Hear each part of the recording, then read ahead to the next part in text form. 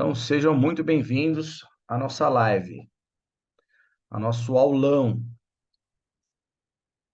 o poder e os limites do adestramento positivo. Tá sem som? Deixa eu ver. Tá sem som para você. Dá um joinha aí, quem tá me ouvindo, por favor. Aí no Zoom. Dá um joinha, ou até mesmo dá um oi. Dá um joinha aí, Anderson, você. Ah, então é o amigo que tá sem som aí. Beleza? Então vamos lá, galera. Primeiramente, né? A gente falando do poder e dos limites do adestramento positivo. Primeiramente, deixar bem claro que já é impossível, mesmo se tentando praticar, um adestramento puramente positivo, tá? Porque em tudo em que vivemos existem estímulos, existem as próprias contingências de reforçamento.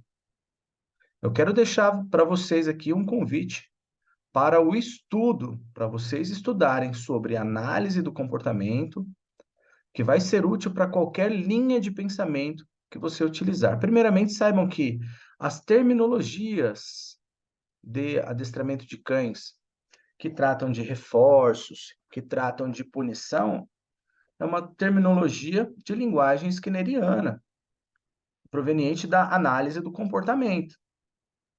Tudo bem? Bulbus Frederick Skinner, ele descreveu processos naturais que ocorrem sob aprendizado, sob a ótica dele, para que viéssemos a ter uma facilidade maior de compreensão, para fazermos análise dos comportamentos, da sua existência, das suas razões, as razões da sua existência, né? A existência dos comportamentos. Então, é importantíssimo vocês entenderem que quando a gente fala de reforços e quando a gente fala de punição, dentro do adestramento de cães, a gente está falando de Skinner. Os slides vão passar já já. A gente está falando de Skinner, beleza? Então, entendam isso que por exemplo, teoria da dominância. Você vai ouvir lá o cara que acredita na teoria da dominância falando de reforço positivo. Essa linguagem é de análise do comportamento, uma linguagem skinneriana. Tudo bem? Então, seja qual for a linha de adestramento que você acredita, você vai falar de reforço positivo, você vai falar de punição, e essa é uma linguagem skinneriana.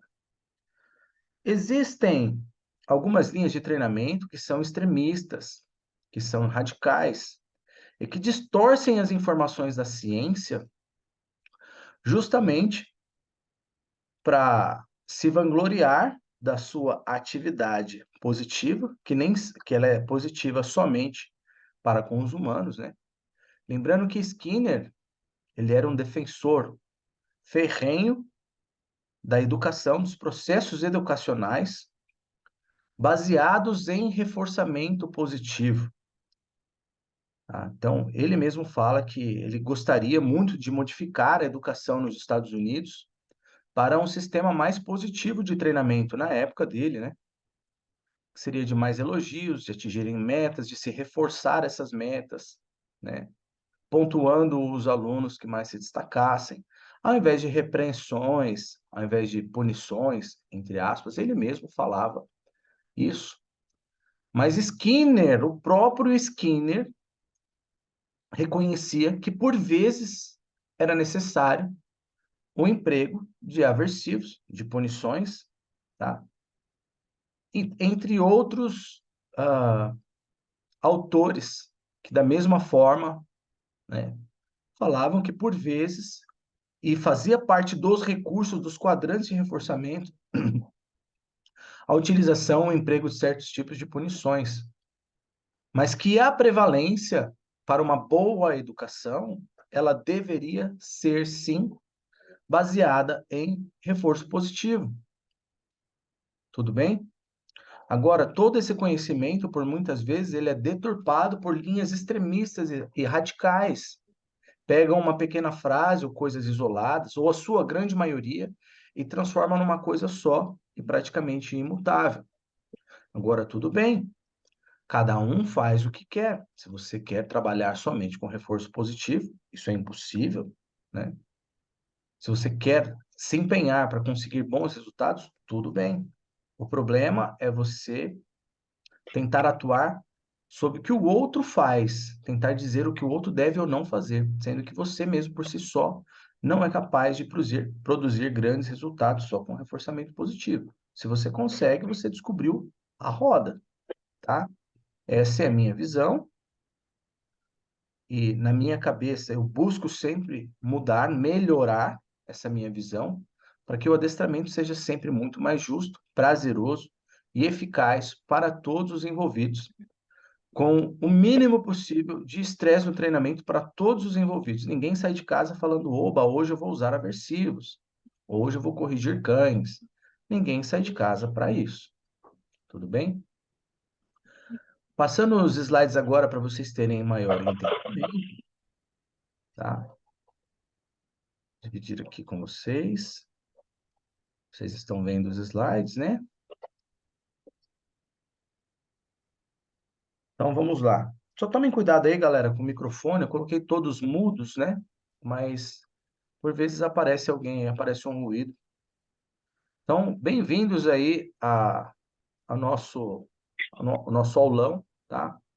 Deixa eu só tirar aqui rapidinho para deixar vocês mudos aqui outra vez, porque... Rapidinho, outro memorial.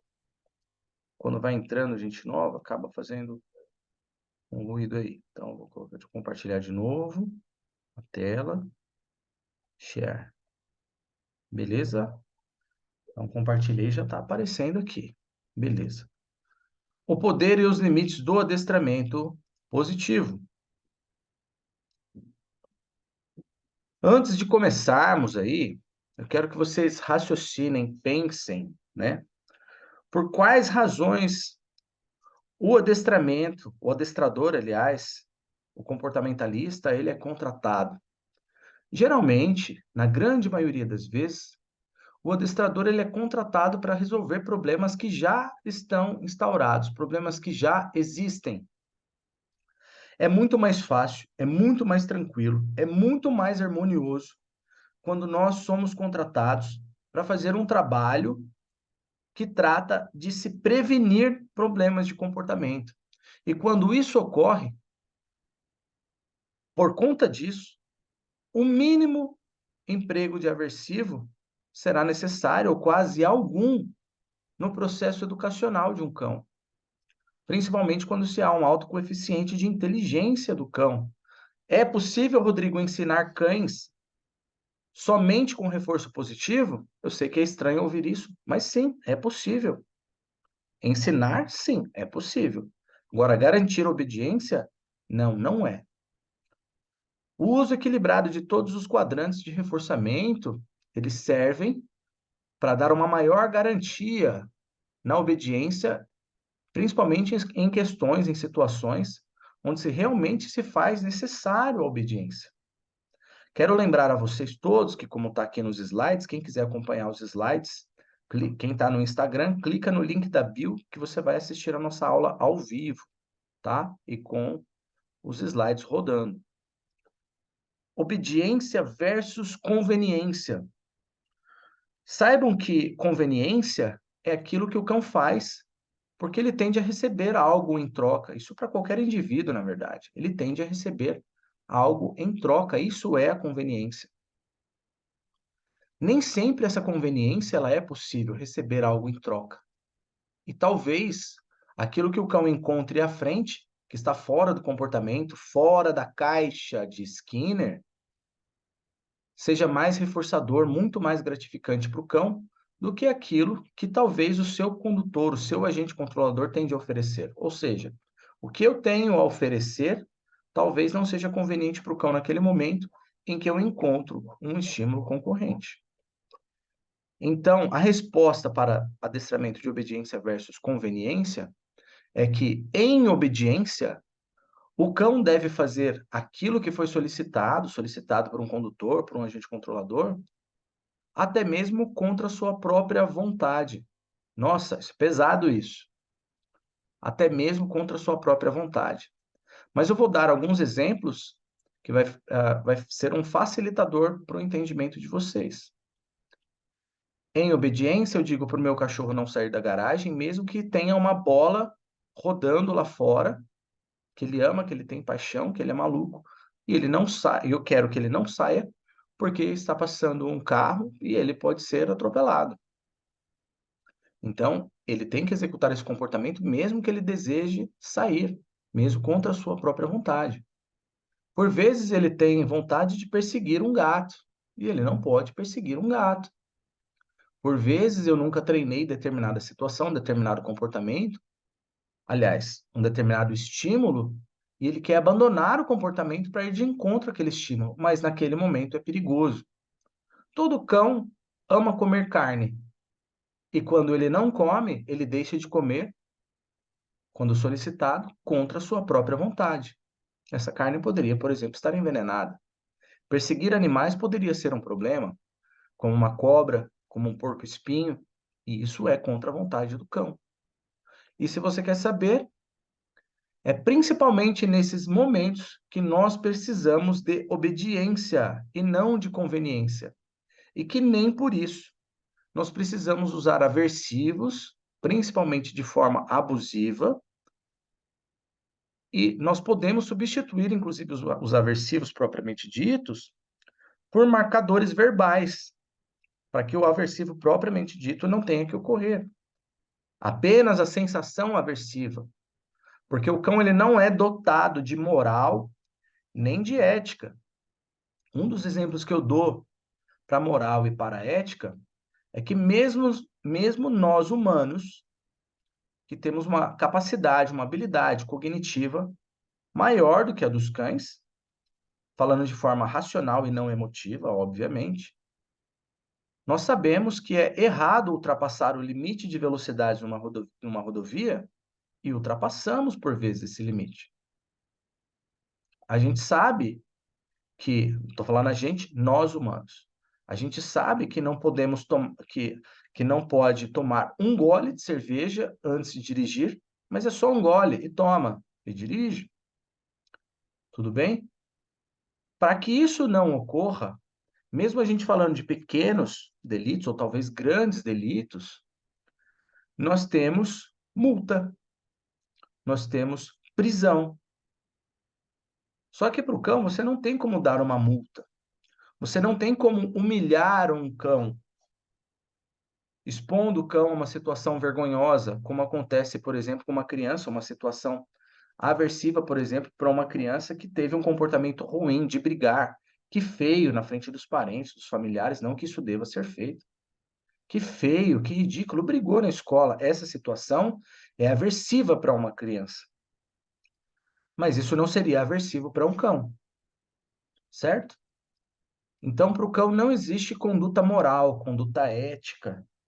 Aversivos para os cães, obviamente, eles só podem ser físicos, nós vamos falar disso mais à frente, e não necessariamente sinônimo de dor, ou de trauma, ou de medo excessivo.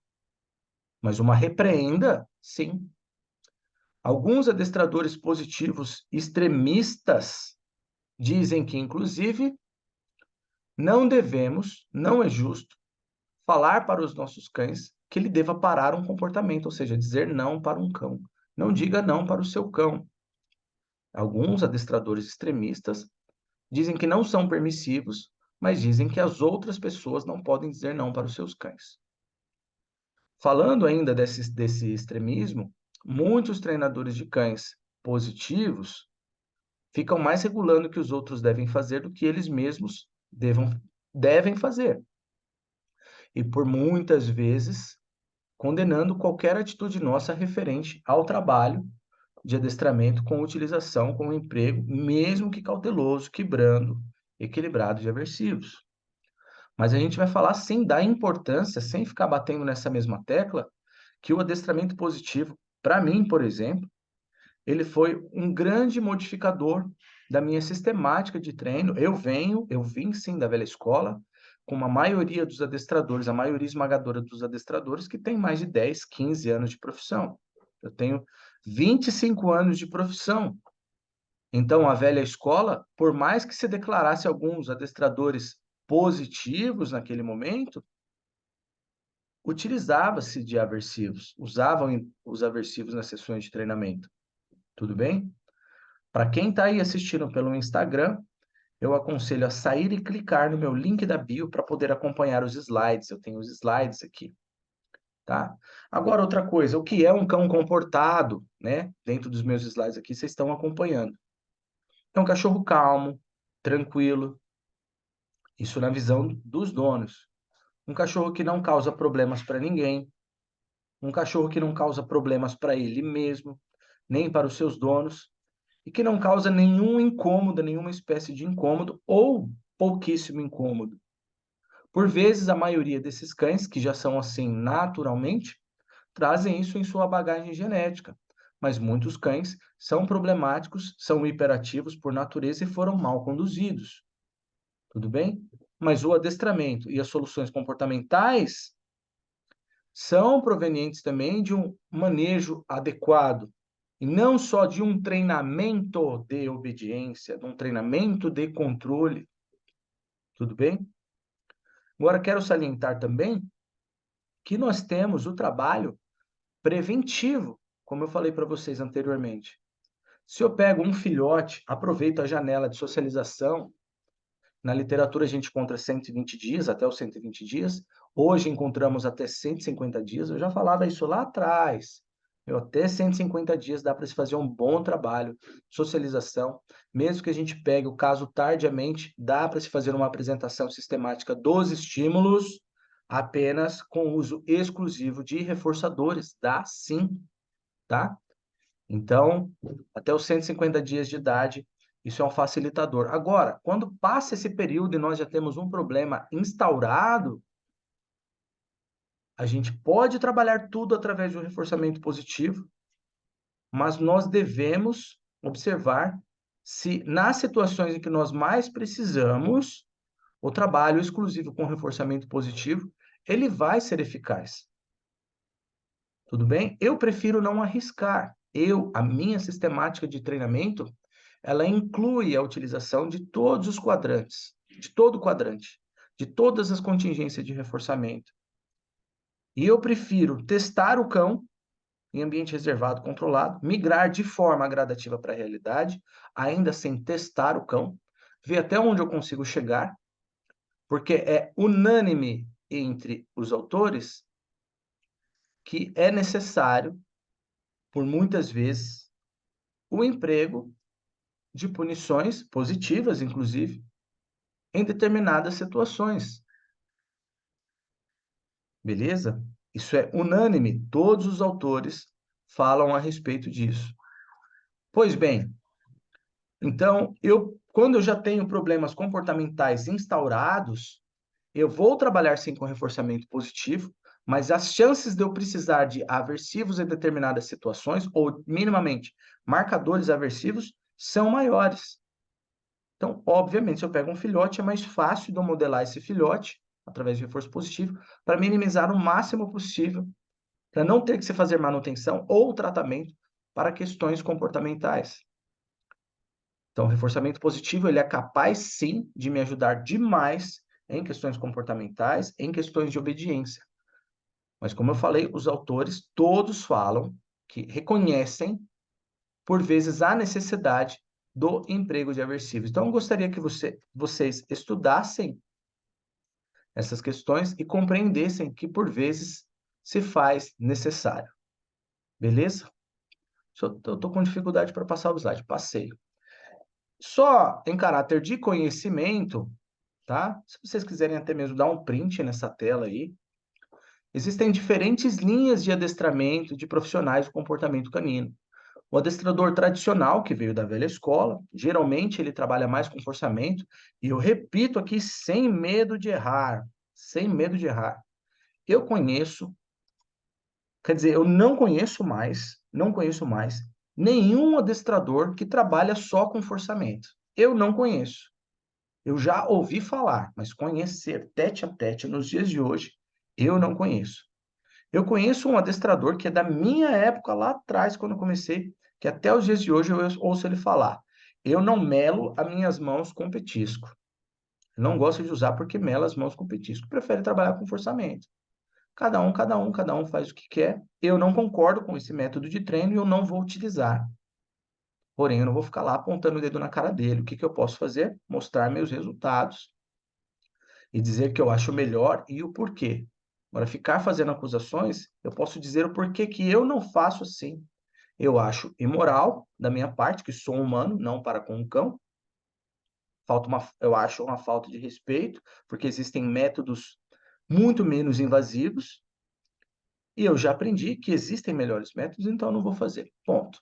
Existe o adestrador que se declara positivo e que ele diz que usa só reforçamento positivo para produzir os comportamentos e até usa punição negativa, né? Ou seja, subtrai o elemento estímulo gratificante, reforçador, quando o cão não adota o comportamento desejado. Mas diz que de jeito nenhum usa punições. Hoje o discurso mudou. Isso é bom, isso não é ruim. Hoje diz que, a não ser que seja uma situação extrema, uma situação difícil, onde eu não consiga reverter, hoje o discurso mudou. Não só de um, mas de vários adestradores. Eu andei dando uma pesquisada, então o discurso muda, principalmente quando é conveniente, quando eles percebem que realmente as pessoas estão sendo instruídas como vocês estão sendo aqui nesse momento e acabam sendo pessoas mais esclarecidas quanto ao adestramento de cães e educação canina. Beleza?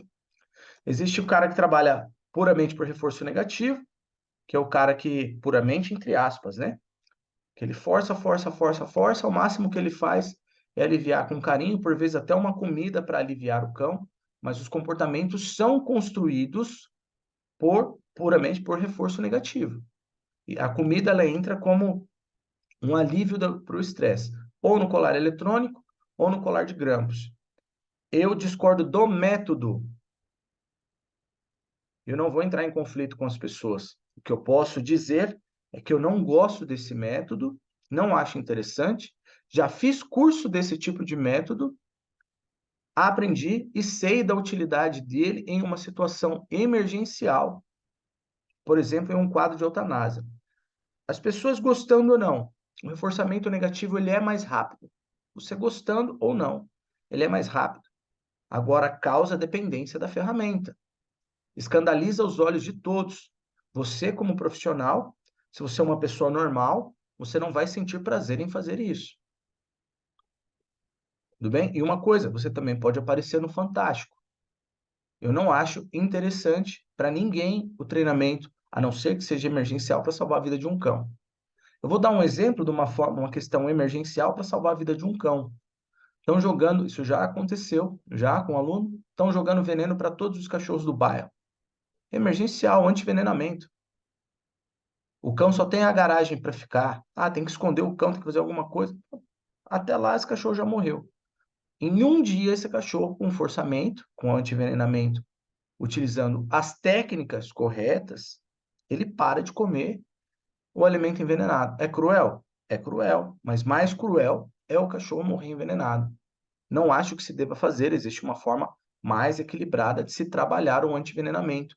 Porém, envolve mais tempo, assim como algumas questões do adestramento baseado somente em reforço positivo, ele vai gerar mais gastos e mais tempo. Isso é indiscutível para todos os treinadores, tá? Lembrando que eu transito em todas as linhas de treinamento. Eu estudo aqui, estudo acolá. Eu acho de suma importância você conhecer de tudo.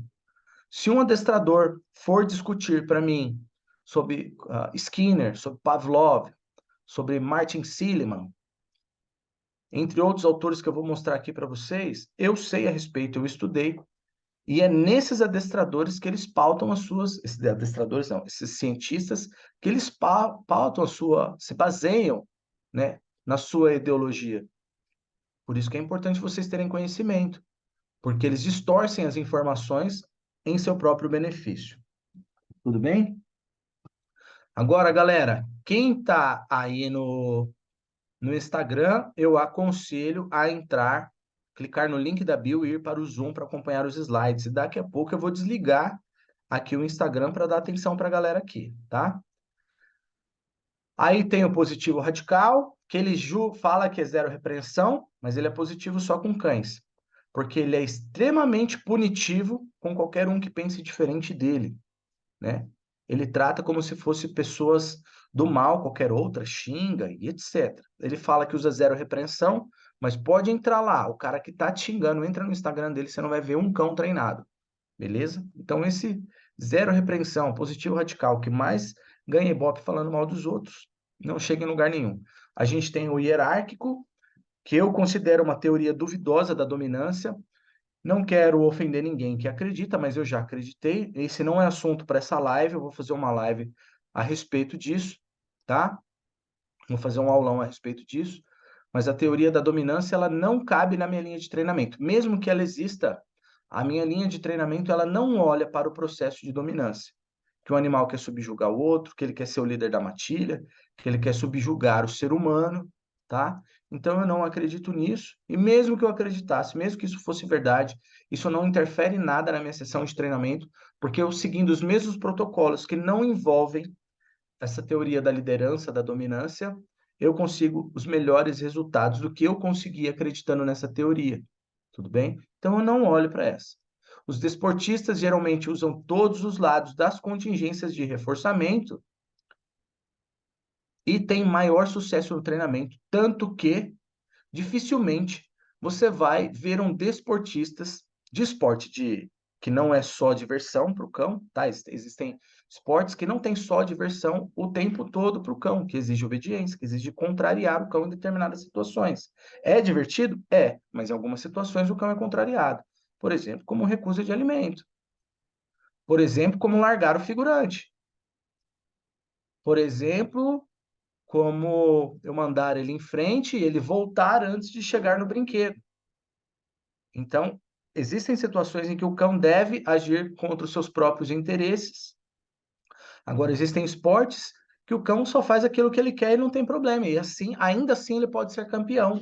Tudo bem?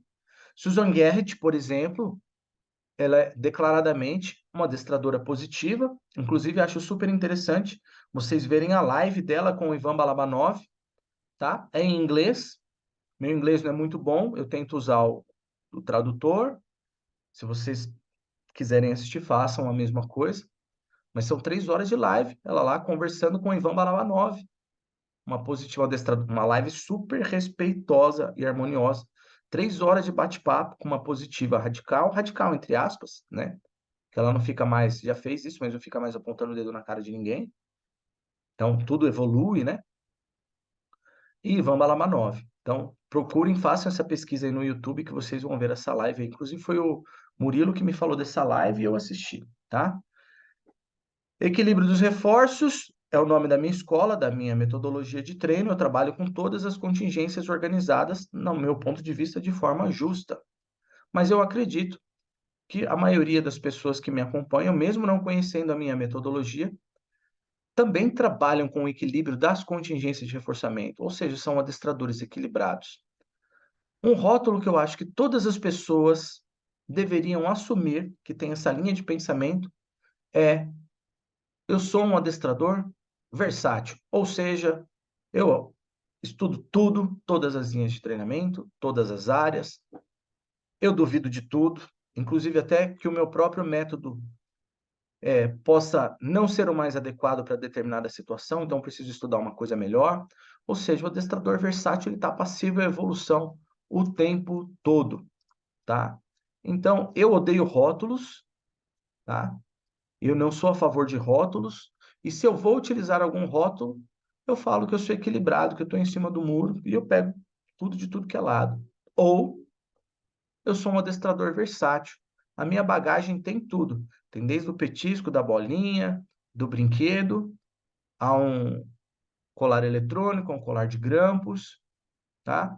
E muita disposição para fazer de tudo do bom e do melhor para esse cão e com o mínimo possível de estresse para todos os envolvidos, tanto para mim, quanto para o cão, quanto para os donos e quanto também para a sociedade, inclusive para se ter aceitação da sociedade. Agora, a gente também tem que pensar em um adestramento que busque comportamentos de real utilidade, e essa é a maior importância do adestramento. Então não adianta você falar que é possível você treinar, por exemplo, uma orca, um golfinho, né, uma baleia ou qualquer outro animal só com reforço positivo? É possível sim. Eles ficam confinados, ele não tem nenhum outro estímulo, a não ser aquele momento que busca pelo alimento, Al-Qaeda. Então esse indivíduo ele não tem nenhuma outra opção para comer, e dentro de um tanque, um aquário. Vocês imaginam que se Skinner soltasse o ratinho dele, da caixa de Skinner, da caixa dele, em um matagal, você acha que ele teria controle sobre o que acontece em volta? Quero lembrar e salientar uma coisa. Skinner não era um profissional do adestramento, muito menos do adestramento de cães. Ele não sabia das problemáticas dos nossos cães e nem do contexto que os nossos cães viveriam no futuro, através das contingências de reforçamento descritas por ele. Ele não tinha nenhuma habilidade mecânica incrível de treinamento de cães, porque ele não precisava disso, essa não era a área dele. E não, nem acredito que ele tenha que ser, e nem acredito que ele tenha metido o bedelho em algum momento no adestramento de cães. A ideologia de Skinner ela foi pautada na modificação do comportamento humano. Ele usou animais para se fazer experimentos, assim como Martin Seligman, também do mesmo jeito. Tudo bem? Então, estude. Depois eu vou deixar esses nomes para vocês estudarem, pesquisarem, verem vídeos no YouTube, se for o caso, podcasts, tá? Então, é importante que vocês, adestradores, nós, adestradores de cães, tenhamos conhecimento dessa literatura, para não sermos subjugados por extremistas radicais. Tudo bem? E lembre que nem todos os adestradores positivos são extremistas, tá? Nem todos são radicais. Tudo bem? Então, é necessário que tenhamos atenção nisso. Agora, entendam que quando não se há obediência em determinadas circunstâncias, grandes problemas podem ocorrer, tais como agressões, fugas, ingestão de alimentos proibidos. Então, eu coloquei alguns exemplos. Agressão por cães de grande potencial, ou seja, grande potencial agressivo. Então, imagina um dogo argentino de 70 quilos sendo controlado a não morder um outro cão, ou até mesmo um javali, como se ele é um cachorro que já tem esse grande potencial, em uma situação em que se é para parar esse comportamento. Como que eu vou ter controle desse comportamento em um cachorro em determinada situação? Ah, mas aí tem que ver o contexto, aí tem que ver isso e aquilo outro. É o contexto. A gente trabalhou o cão em ambiente controlado, ambiente reservado. Nenhum treinamento é passível. Você não pode dizer que nenhum treinamento vai ser falho. Todo treinamento é passível de erro. Todo. Tanto o treinamento puramente positivo, quanto o tradicional, quanto o adestramento equilibrado. O que nós buscamos são as menores chances de erro e de prejuízos para os cães e para terceiros e para a sociedade. Tudo bem? Então, agressões por cães de grande potencial podem acontecer quando se há uma falha na obediência. Animais de criação podem ser mortos, como porcos, coelhos, galinhas, cabras e etc. Então, é possível modificar esses comportamentos e dar garantia da sua eficácia apenas com reforço positivo? Será? Alimentos do chão que podem estar estragados, envenenados, fezes e etc. Para um cão, que, principalmente quando está em liberdade. Você acha que o cachorro vai deixar de comer? Todo cachorro vai deixar de comer? Nunca vai falhar? Agora, e se eu perceber uma situação como essa, eu que sou um adestrador equilibrado, eu tenho recursos, a gente vai falar disso mais à frente. Um adestramento puramente positivo, embora faça parte de todo o repertório, toda a grade de ensino da maioria esmagadora dos adestradores de cães, por vezes uns usam mais, outros menos, né? Agora, dificilmente, puramente o reforço positivo é capaz de alterar a frequência desses comportamentos. Perseguição a animais silvestres, como pássaros, por exemplo, numa direção de uma rodovia, que já aconteceu com um cliente. O cachorro saiu correndo atrás de um pássaro na rodovia, tropeçou, assustou o cão se afastou dele. No meio do caminho, viu um pássaro voando, um pombo voando, foi atrás do pombo e estava indo na direção da rodovia. O adestramento ajudou esse meu cliente a resolver o problema. Cobras. Pode ser picado por uma cobra, por falta de obediência, por não retornar. Eu ver uma situação, chamar o cão e ele não retornar. Porco espinho, como você dizer para o cachorro, ele morde um pouco espinho, lasca toda a boca, toda a sua face. Você leva ele ao médico veterinário, tira todos os espinhos do cão. No dia seguinte, ou na mesma semana, se ele encontrar um porco-espinho, ele faz igual de novo. Ou seja, nem o porco-espinho foi capaz de puni-lo, né? E eu tenho um porco-espinho para fazer um treinamento através de reforço positivo, ele se afastar do porco-espinho. Dá para se fazer alguns treinos? Dá. Mas dá para se dar garantia? Não. Então vamos dar uma garantia maior? Não vamos dizer uma garantia, mas diminuir drasticamente a probabilidade dele atacar um porco-espinho, porque ele pode morrer por um choque anafilático. É muito fácil disso acontecer, aliás, tá? Agora, imagina você trabalhar só com reforço positivo, um cão com grande potencial agressivo, que tem uma qualidade extrema para um cão de serviço, como um cão de penitenciária, como um cão policial, né? Como um cão de busca na mata, de agressores, de estupradores, enfim, né? Um cão que resolve problemas aí com o seu focinho e com a sua boca. É possível fazer esse cachorro alternar, abandonar uma situação perigosa só com reforço positivo? Um cão duro, linha de trabalho? Dificilmente. Tudo bem? Agora, isso não quer dizer que o adestramento positivo deva ser deixado de lado, muito pelo contrário. Quanto mais você souber sobre adestramento positivo, sem nenhum viés ideológico, mais você vai avançar no treinamento e menos você vai precisar do emprego de aversivos. E que em determinadas situações que você usaria de forma abusiva aos olhos dos outros, você não vai usar mais. Por quê? Você foi mente aberta e reconheceu o poder do adestramento positivo, que ele também tem o seu poder. Para entendermos melhor as linhas de adestramento existente, obviamente, é importante entendermos o mínimo sobre contingências de reforçamento. Então, quem não conhece contingências de reforçamento, estudem a fundo contingências de reforçamento. Para sermos melhores adestradores, é importante sabermos o máximo possível sobre esse tema. Tudo bem? Alguns autores mencionados aí com frequência no adestramento positivo: Skinner, Karen Pryor, Martin Seligman, Susan Friedman, entre outros. Tá? Tem vários outros autores.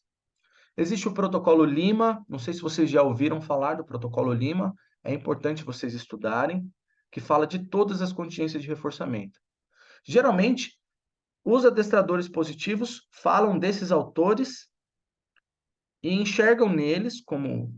Eu não sei se eles não estudam ou se é uma má interpretação, porque muitos deles positivos, extremistas, radicais, inclusive têm formação acadêmica dentro da área da psicologia. Eu não tenho formação acadêmica nem da área da psicologia, mas eu tenho a internet, eu tenho livro para estudar, e eu tenho uma capacidade grande, eu tenho um hábito de leitura, eu acredito que eu tenho uma capacidade razoável de interpretação de texto. E eu não olho dentro de um livro só para aquilo que eu quero ler. Bom, deixa eu ver onde que fala bem do adestramento positivo. Fala bem. Aqui não fala bem, então não vou ler isso. Né? Então, aí é muito seletivo, é muita conveniência. Skinner, por exemplo, ele não fala. Ele fala muito do adestramento positivo, do adestramento não, do aprendizado através do reforçamento positivo, da sua importância o tempo todo, e que a gente deve trabalhar muito pelo reforçamento positivo para que não venhamos a precisar do uso de aversivos. Mas reconhece, Skinner, reconhece que existem determinadas situações que se precisa. Um dos exemplos que eu estou dizendo para vocês é as próprias multas de trânsito. Eu vou fazer um adestramento positivo com um cachorro que já matou outro cão, e não foi uma vez só, que mordeu a face de uma criança, julgando que ele nunca vai me morder em troca de alimento. Eu não vou me proteger, eu não vou usar um enforcador para conter esse cão em um momento de dificuldade, e não vou usar uma correção em um momento que ele falhar um comportamento que ele já entendeu que é equivocado aos olhos humanos, aos olhos de um agente controlador. Ou seja, aos olhos humanos, esse comportamento é inadequado. Então, ele não poderia viver num contexto ao lado de um humano. Então, ou ele é eutanasiado, ou ele é trabalhado para entender o contexto humano e aprender a lidar com seus próprios impulsos. Eu tenho um trabalho contra a agressividade, que as pessoas fazem muita confusão, reatividade e agressividade. A agressividade, para vocês entenderem, ela é uma das reatividades. O comportamento agressivo, aliás, ele é uma das reatividades. O cão reativo nem sempre é agressivo. Entendam isso, tá? Que tá havendo algumas confusões aí já tem um tempo já. dentro dessas linhas de treinamento. Então, um conselho que eu dou para vocês também é entenderem as contingências de reforçamento até para o momento adequado, oportuno, o emprego de aversivo de forma branda, cautelosa e equilibrada, principalmente em situações previamente programadas, para que em situações reais nós não venhamos a precisar do aversivo propriamente dito e que não cause nenhuma lesão, nenhum trauma no cachorro, tá? E nenhum medo excessivo em nenhum momento, tá bom? Então, todos esses autores defendem a importância de se conhecer e saber aplicar todos os quadrantes de reforçamento. O reforçamento positivo deve ser o principal em processos de modificação comportamental. Todos os autores falam assim ou semelhante. Tudo bem? Todos reconhecem que os aversivos podem ser usados de forma apropriada. Todos esses autores defendidos pelo adestramento, pelas linhas de adestradores positivos, falam que eles podem ser usados de forma apropriada, com moderação e de forma cautelosa, e que em muitas situações podem ser usados também como último recurso, depois que você tentou de tudo através de reforço positivo. Todos eles falam isso. Agora, a prova. Pesquisem e leiam os livros de Skinner, da própria Karen Pryor, que defende assiduamente o uso de reforço positivo no treinamento, que não está errado, tá? Martin Seligman. Os experimentos de Martin Seligman, eles não foram tendenciosos, como muitos adestradores dizem, até para se defender quanto a esses estudos de Seligman.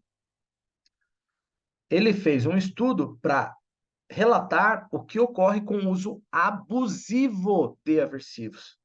Abusivo. Aí o que os radicais fazem?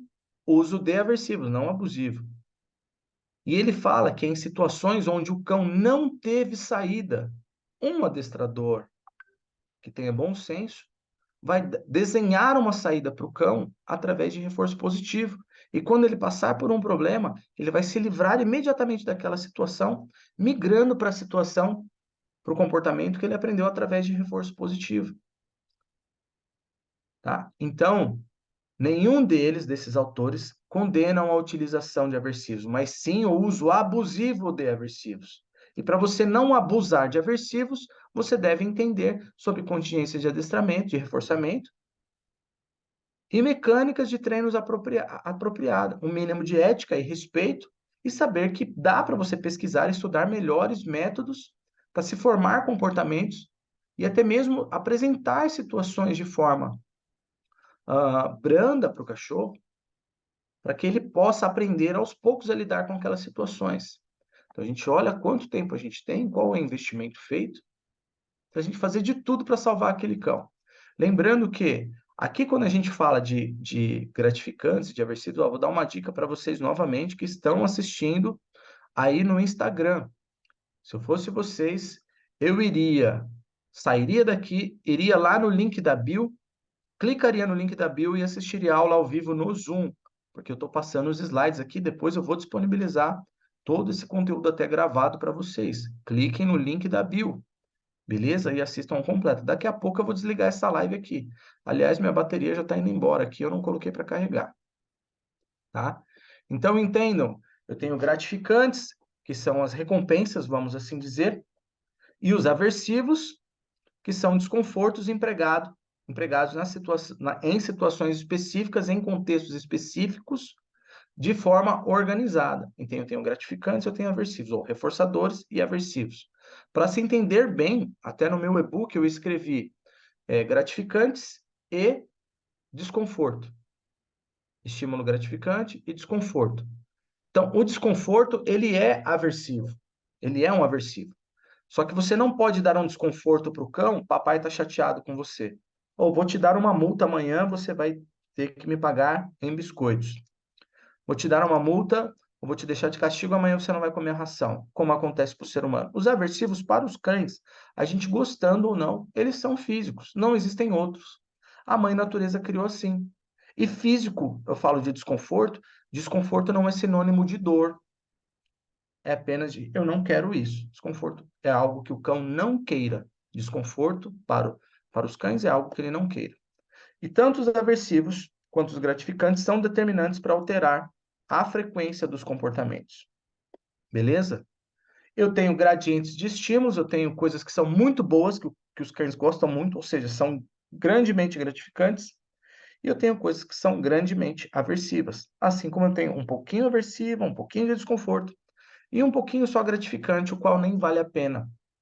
Então, quando os extremistas falam de aversivos, é como se os aversivos fossem sempre o máximo, sempre aquilo que vai detonar um cão, que vai fazer com que o cachorro entre em desamparo aprendido, que fique com medo, extremamente medroso, traumatizado. Então, aversivo, a palavra aversiva já deixa as pessoas preocupadas. Só que na hora em que você tem um problema instaurado, para livrar o cão de uma situação difícil, ou até mesmo para ele descontar a própria raiva dele, ele dá um aversivo maior que o utilizado na sessão de treinamento pelo adestrador. Ele bate no cão, ele chuta o cão, ele dá um tapão no cão. Tem um adestrador positivo aí, que foi famosinho uma época, popstar, falando mal dos outros o tempo todo, que eu não vou nem citar o nome para não dar ibope, que ele foi pego aí num programa de televisão, dois já fizeram isso, pegos num programa de televisão, um dando um trancão no cachorro, que na verdade não foi nada demais, mas foi um tranco desnecessário, né? Mas os aversivos, diz que não, mas os aversivos. Ah, foi necessário? Aquele momento foi necessário? Não, não foi. Ele detona todo mundo que usa e fala que é de forma desnecessária. A forma que ele usou foi desnecessária. Já tem outro adestrador que foi pego no positivo, foi pego por trás das câmeras, colar eletrônico, fritando um cachorro, dando um esquenta no cão antes de entrar no palco no programa de televisão. Esse aí já nem se manifesta mais, já nem fala mais nada a respeito. Eu não vou chegar e ficar condenando lá, entrando, brigando, eu não vou fazer isso. Mas eu acho uma hipocrisia muito grande condenar os outros que usam de forma cautelosa, equilibrada. E outra, ninguém sai de casa, eba, hoje vamos usar aversivos. Hoje eu vou usar aversivos, né? Rapidinho aqui. Existem também graus de atividade, existem cães que são muito calmos, não tem nem comparação. Um bulldog extremamente calmo, ou um golden extremamente calmo de natureza, e um filhote, aliás, e um border collie que não teve limites ao longo da vida, porque o dono não soube trabalhar, não soube educar. Não tem como você fazer um comparativo, mesmo que seja um cão extremamente inteligente. Pode pegar um outro cão, pega um Malinois, um piloto da vida doido, sem treino, sem educação, vamos assim dizer. Se eu não vou precisar de um aversivo em algum momento, né? Eu tenho cães passivos, eu tenho cães ativos, e eu tenho cães extremamente hiperativos. Ele é hiperativo, extremamente, ficou meio redundante aí, né? Tá? Então, a gente tem que olhar para esses indivíduos antes de pensar que jamais usaríamos um aversivo. Os gratificantes do adestramento que são utilizados, não adianta você elogiar um cão, papai está muito feliz com você, elogiar o cão em público, como é feito com o humano. Os gratificantes para o cachorro também, eles são físicos. Eles não são morais. Elogios não adiantam para o cão. A não ser que ele venha através de um reforço social, um toque que o cão gosta, e algo que direcione, que conote para o cão algo que ele gosta. Por exemplo, quando ele fala, ah, que cachorro bonitinho, ele gosta de ser tocado. O cão gosta de ser tocado. Então, essa voz que a gente fala se torna um reforçador secundário para esse cão, tá? Então, eu uso, tá? Ah, cachorro bonito, parabéns, muito bom. Isso deixa o cão extremamente feliz, porque gera algumas outras conotações, mas isso não é moral para o cão. Alimentar, lúdico, que é brinquedo. Social, carinho, contato e afeto, até voz, parabéns, né? E ambiental, a possibilidade de explorar, farejar, tá? Forjear. Então, isso faz com que os cães executem aquilo que a gente quer, que a gente espera deles, tá? Deixa eu apagar isso aqui. Executa o que a gente quer para ter acesso aos gratificantes. Agora, o problema é se esses gratificantes, esses reforçadores, são ofertados de forma gratuita. Agora, a mesma coisa que eu falei para vocês, aversivos, eles são sempre físicos. Eles têm que gerar algum estresse para ser aversivo para um cão, para algo, não é a gente que escolhe, a mãe natureza criou assim. Para algo ser aversivo para o cão, ele tem que ser estressor, causar um desconforto ou à visão, ou ao olfato, ou ao paladar, ou à audição, ou tátil, algo que toque no cachorro de forma desconfortável, desde leve até grande estímulo aversivo, a ponto de causar dor. Isso é aversivo. Agora, necessariamente, eu que tenho bom senso vou usar dessa forma? Eu que estou estudando para saber utilizar da forma adequada, branda, cautelosa, eu vou fazer uso abusivo de aversivos, sabendo que existem grandes prejuízos com o uso abusivo de aversivos? É a mesma coisa que dizer assim: eu não vou usar nunca em nenhuma situação uma serra elétrica. Não vou utilizar. Porque ou não quero cortar uma árvore e não quero cortar as ferragens de um carro para salvar a vida de uma pessoa que está presa nas ferragens. A serra elétrica, todo mundo ouve uma serra elétrica, pensa no filme Massacre da Serra Elétrica. Pense em um bisturi no pescoço de uma pessoa. Nas mãos de um leigo, o bisturi no pescoço de uma pessoa vai matar. Nas mãos de um médico, um bisturi vai fazer uma traqueostomia. E nem por isso eu vou proibir o bisturi. Uma faca pode matar alguém, mas ela cozinha, certo? Então, a mesma coisa qualquer ferramenta de treinamento. Agora, se eu estou utilizando para punir cães em determinadas situações específicas, pontuais, de forma organizada, cautelosa e equilibrada, aí vai ser sucesso. Beleza? Então, eu tenho os estímulos aversivos que podem ser utilizados no treinamento para se inibir comportamentos de forma cautelosa e equilibrada. O positivo e negativo ele é sinônimo de adição e de subtração, seja dos gratificantes ou dos aversivos. Quem não entende isso, estude contingências de reforçamento, tá?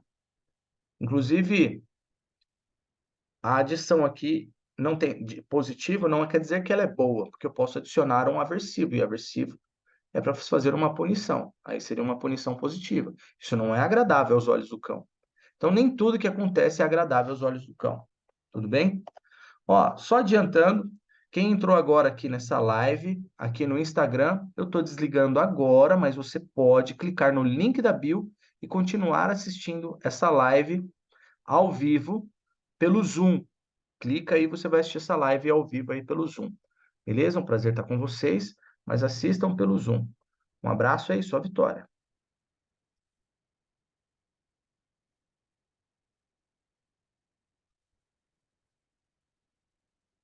Já compartilhei aqui, deixa a galera assistir se quiser.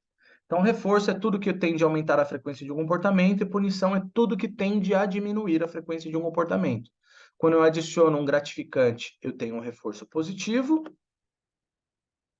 Quando eu subtraio um aversivo, eu tenho um reforço negativo. É assim que funciona.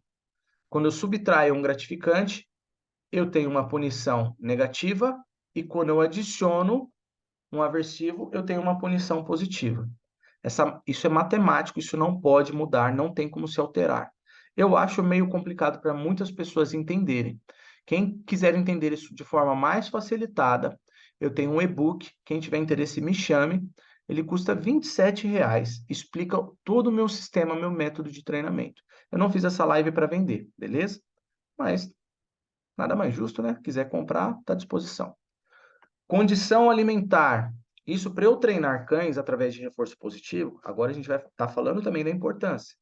Não dá para eu trabalhar um cachorro que não tem fome com reforço positivo através do alimento, obviamente. Existem só duas condições para o cão comer se você quer fazer um trabalho com reforço positivo. Ou ele só come treinando comportamentos e na palma da mão, a oferta na palma da mão, ou você quer colocar num potinho, numa luva, não importa, mas ele come através de você ou ele come em enriquecimento ambiental para ter bons comportamentos com ausência do dono.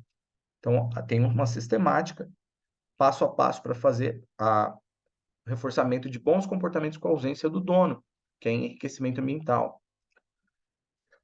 Os médicos veterinários podem intervir nessas questões por falta de conhecimento, por vezes, mas hoje a maioria esmagadora dos veterinários tem ciência do adestramento e da alimentação e enriquecimento ambiental, tá? Então, é de suma importância que isso seja conversado com o veterinário, caso haja intervenção dele, porque o objetivo é que o cachorro viva com a promoção do bem-estar, né?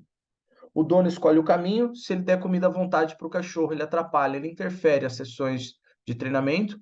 Quanto menos ele comer na minha sessão de treinamento, menor vai ser o número de repetições, maior vai ser o tempo para a gente conseguir a resposta adequada desse cão. Então, nem sempre o adestramento positivo vai ser rápido, né? Porque se eu tiver uma interferência dos donos na alimentação, isso não vai poder acontecer da melhor maneira, tá?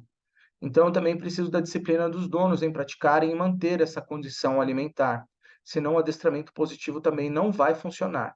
Alguns adestradores partem para um treinamento aversivo por não colaboração dos proprietários no treinamento com reforço positivo.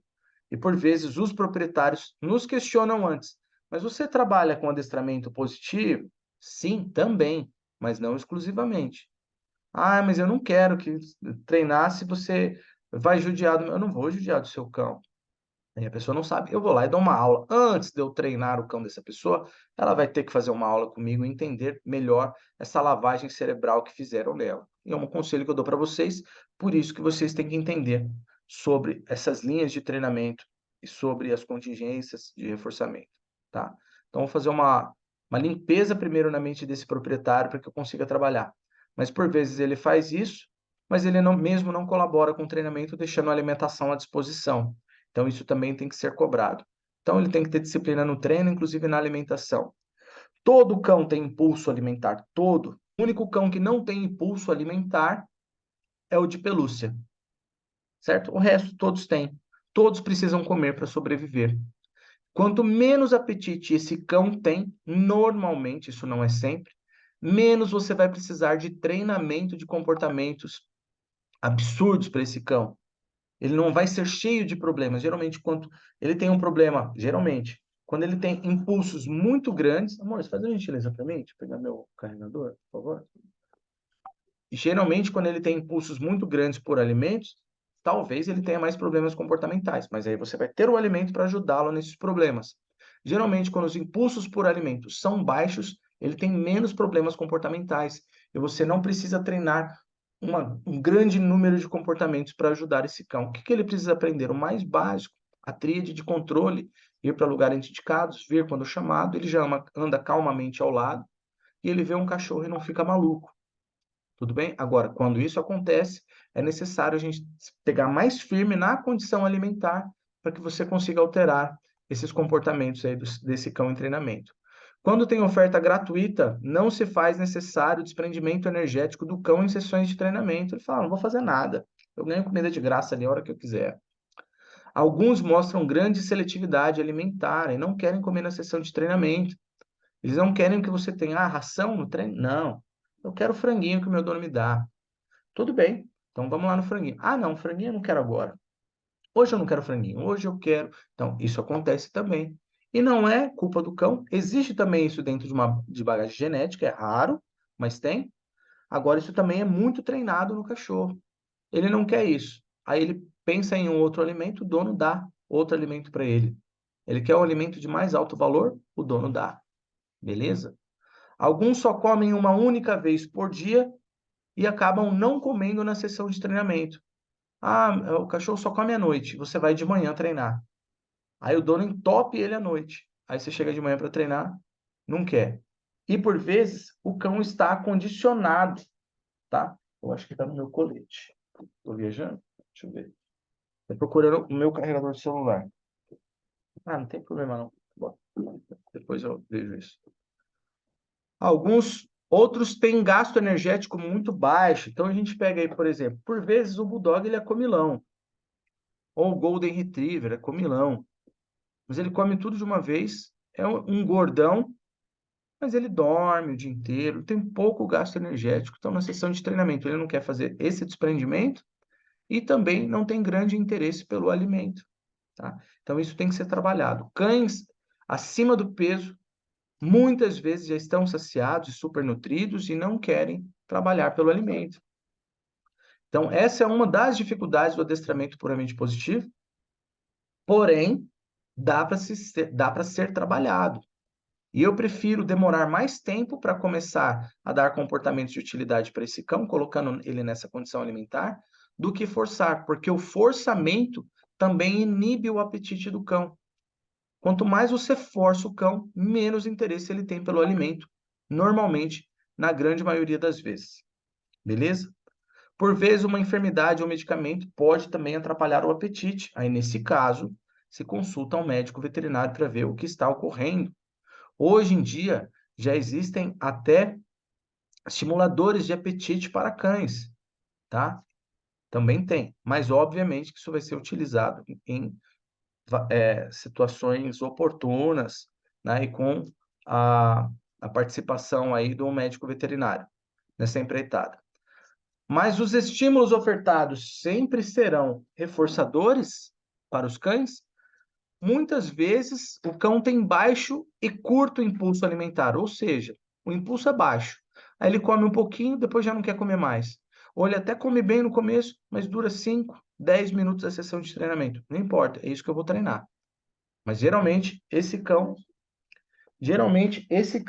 ele tem um baixo interesse pelo alimento na sessão de treinamento, e isso acaba atrapalhando várias sessões, e eu vou precisar trabalhar esse cão para começar a se alimentar com a ajuda do proprietário. Ele deve ofertar só nessa condição e normalmente o cão tende a se regular, tá? Nem sempre desejam um determinado alimento, como eu falei, muitas vezes estão saciados e supernutridos, mostram seletividade, e em determinadas situações nem sempre mostram interesse por seu brinquedo predileto. Deixa eu ver o que eu escrevi aqui, escrevi errado. Predileto. Em determinadas situações, sempre mostram interesse pelo seu brinquedo predileto? É uma interrogação aqui que eu não coloquei. Eu preciso, se eu vou utilizar um brinquedo no treinamento, em determinada situação, geralmente o cão já está mais avançado, que ele goste demais desse brinquedo para ser extremamente reforçador, para que realmente seja reforçador. Eu vou apresentar, ele tem problema com cães agressivos, eu vou levar um brinquedo para ele, isso é reforço positivo também. Ele tem mais interesse em brigar do que no brinquedo. Então, eu tenho que diminuir a distância e fazer uma apresentação sistemática, organizada. Mas nem sempre o cão quer aquele brinquedo naquele momento. Então, nem sempre é válido essa situação aí com reforço positivo para o cão. As melhores formas alimentares para treinos dinâmicos são altamente palatável? Depende, nem sempre, tá? Se eu tiver altamente palatável numa sessão de aprendizado, por vezes o cão fica maluco e eu não consigo evoluir ainda mais no treinamento. Isso me gera uma grande dificuldade. Então eu quero, por exemplo, ração, em uma situação mais difícil, eu quero ração com carne. Mais difícil ainda, eu quero só carne. Para quê? Para eu apresentar de forma sistemática, e isso eu aprendi na escola de adestramento positivo. Para vocês verem como vale a pena estudar de tudo. Se eu tenho uma alimentação de baixa caloria, que o cão gosta muito, eu posso treinar mais vezes ao longo do dia. E o cão não vai ficar super nutrido, eu vou conseguir uma maior duração. Eu quero um alimento que dure por mais tempo na sessão de treinamento. Eu consigo repetir mais vezes. Alimento que o cão fica mastigando atrapalha demais a sessão de treinamento. Desvia o foco do cão. Ele para da execução do comportamento, eu tenho que depois retomar. Então, prefiro um alimento de fácil deglutição. Beleza? Falando aqui, ó, em esquemas de reforçamento, falando de Skinner, eu tenho reforçamento contínuo, ou seja, eu pago o cão todas as vezes em cada execução para que eu tenha um grande número de acertos, de repetições, para que o cão aprenda o comportamento. Então, um passo no junto ele ganha, um passo no junto ele ganha, um passo no junto ele ganha, um passo no junto ele ganha. Depois, 2 passos no junto ele ganha, 2 passos no junto ele ganha, 2 ele ganha. Tá bom? 3 ele ganha, 3 ele ganha, 4 ele ganha, 4 ele ganha, 5 ele ganha. Beleza? Então, isso é reforçamento contínuo. Eu vou usar, para que ocorra aprendizado mais facilmente, utilizamos a razão fixa de recompensar cada passo do exercício realizado. Então, todas as vezes eu recompenso. Eu não quero erros na sessão de treinamento. Isso eu aprendi, e os adestradores, em sua grande maioria, aprenderam com a escola. O poder do adestramento positivo é muito grande se você souber utilizá-lo. Tudo bem? Então, ele vai fazer o adestramento ser muito mais prazeroso para todos os envolvidos e muito mais, o cão trabalhar muito mais motivado. E você também, adestrador, e o dono também, tá? Então, eu pago todas as vezes, entrego mesmo comida, faz que eu te entrego. Aí tem que saber dosar também, para que se dure a sessão de treinamento, para que o cão aprenda que vale a pena o desprendimento energético, tá? Depois disso, não importa se ele está completo, ou se ele está sendo induzido, conduzido, ou se ele está sendo capturado. Eu tenho que reforçar os comportamentos o maior número de vezes para que ele se condicione na execução desse comportamento. Eu quero que o cão crie facilidade, ganhe memória muscular na execução desses comportamentos. Beleza? Aí eu tenho a intermitência de recompensas, né? Razão é o número de vezes em que um exercício é apresentado, né? Antes de ser recompensado. Aí eu trabalho inicialmente a razão fixa e eu tenho um intervalo, que é um intervalo entre uma recompensa e outra. O cão tem que aprender que quanto mais tempo ele permanecer executando determinado comportamento, maior vai ser a recompensa no final. E é assim que eu trabalho através de reforço positivo. Esse esquema de reforçamento, ele é citado por Skinner. Tá? Então, estudem intermitência de recompensas. Intermitência de recompensas. Isso vai facilitar ainda mais. E depois eu vou entrar numa razão variável. O cão nunca sabe quando vem. Essa razão variável, ela faz com que o cachorro trabalhe buscando a recompensa que virá de forma imprevisível. Esse é o motivador dos cães. Quanto mais espaço entre uma recompensa e outra, maior é a recompensa, certo? Mas o cão nunca sabe qual é o tamanho desse espaço.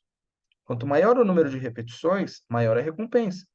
Mas ele nunca sabe o quanto randomicamente você está fazendo a apresentação, o pedido desses comportamentos. Por exemplo, senta, deita em pé, paga. Senta, deita em pé, junto, deita em pé, paga. Ele nunca sabe. Só que ele sabe que quanto maior a execução, maior a recompensa. Depois a gente vai entrar numa variável, tá? Eu vou variar as recompensas.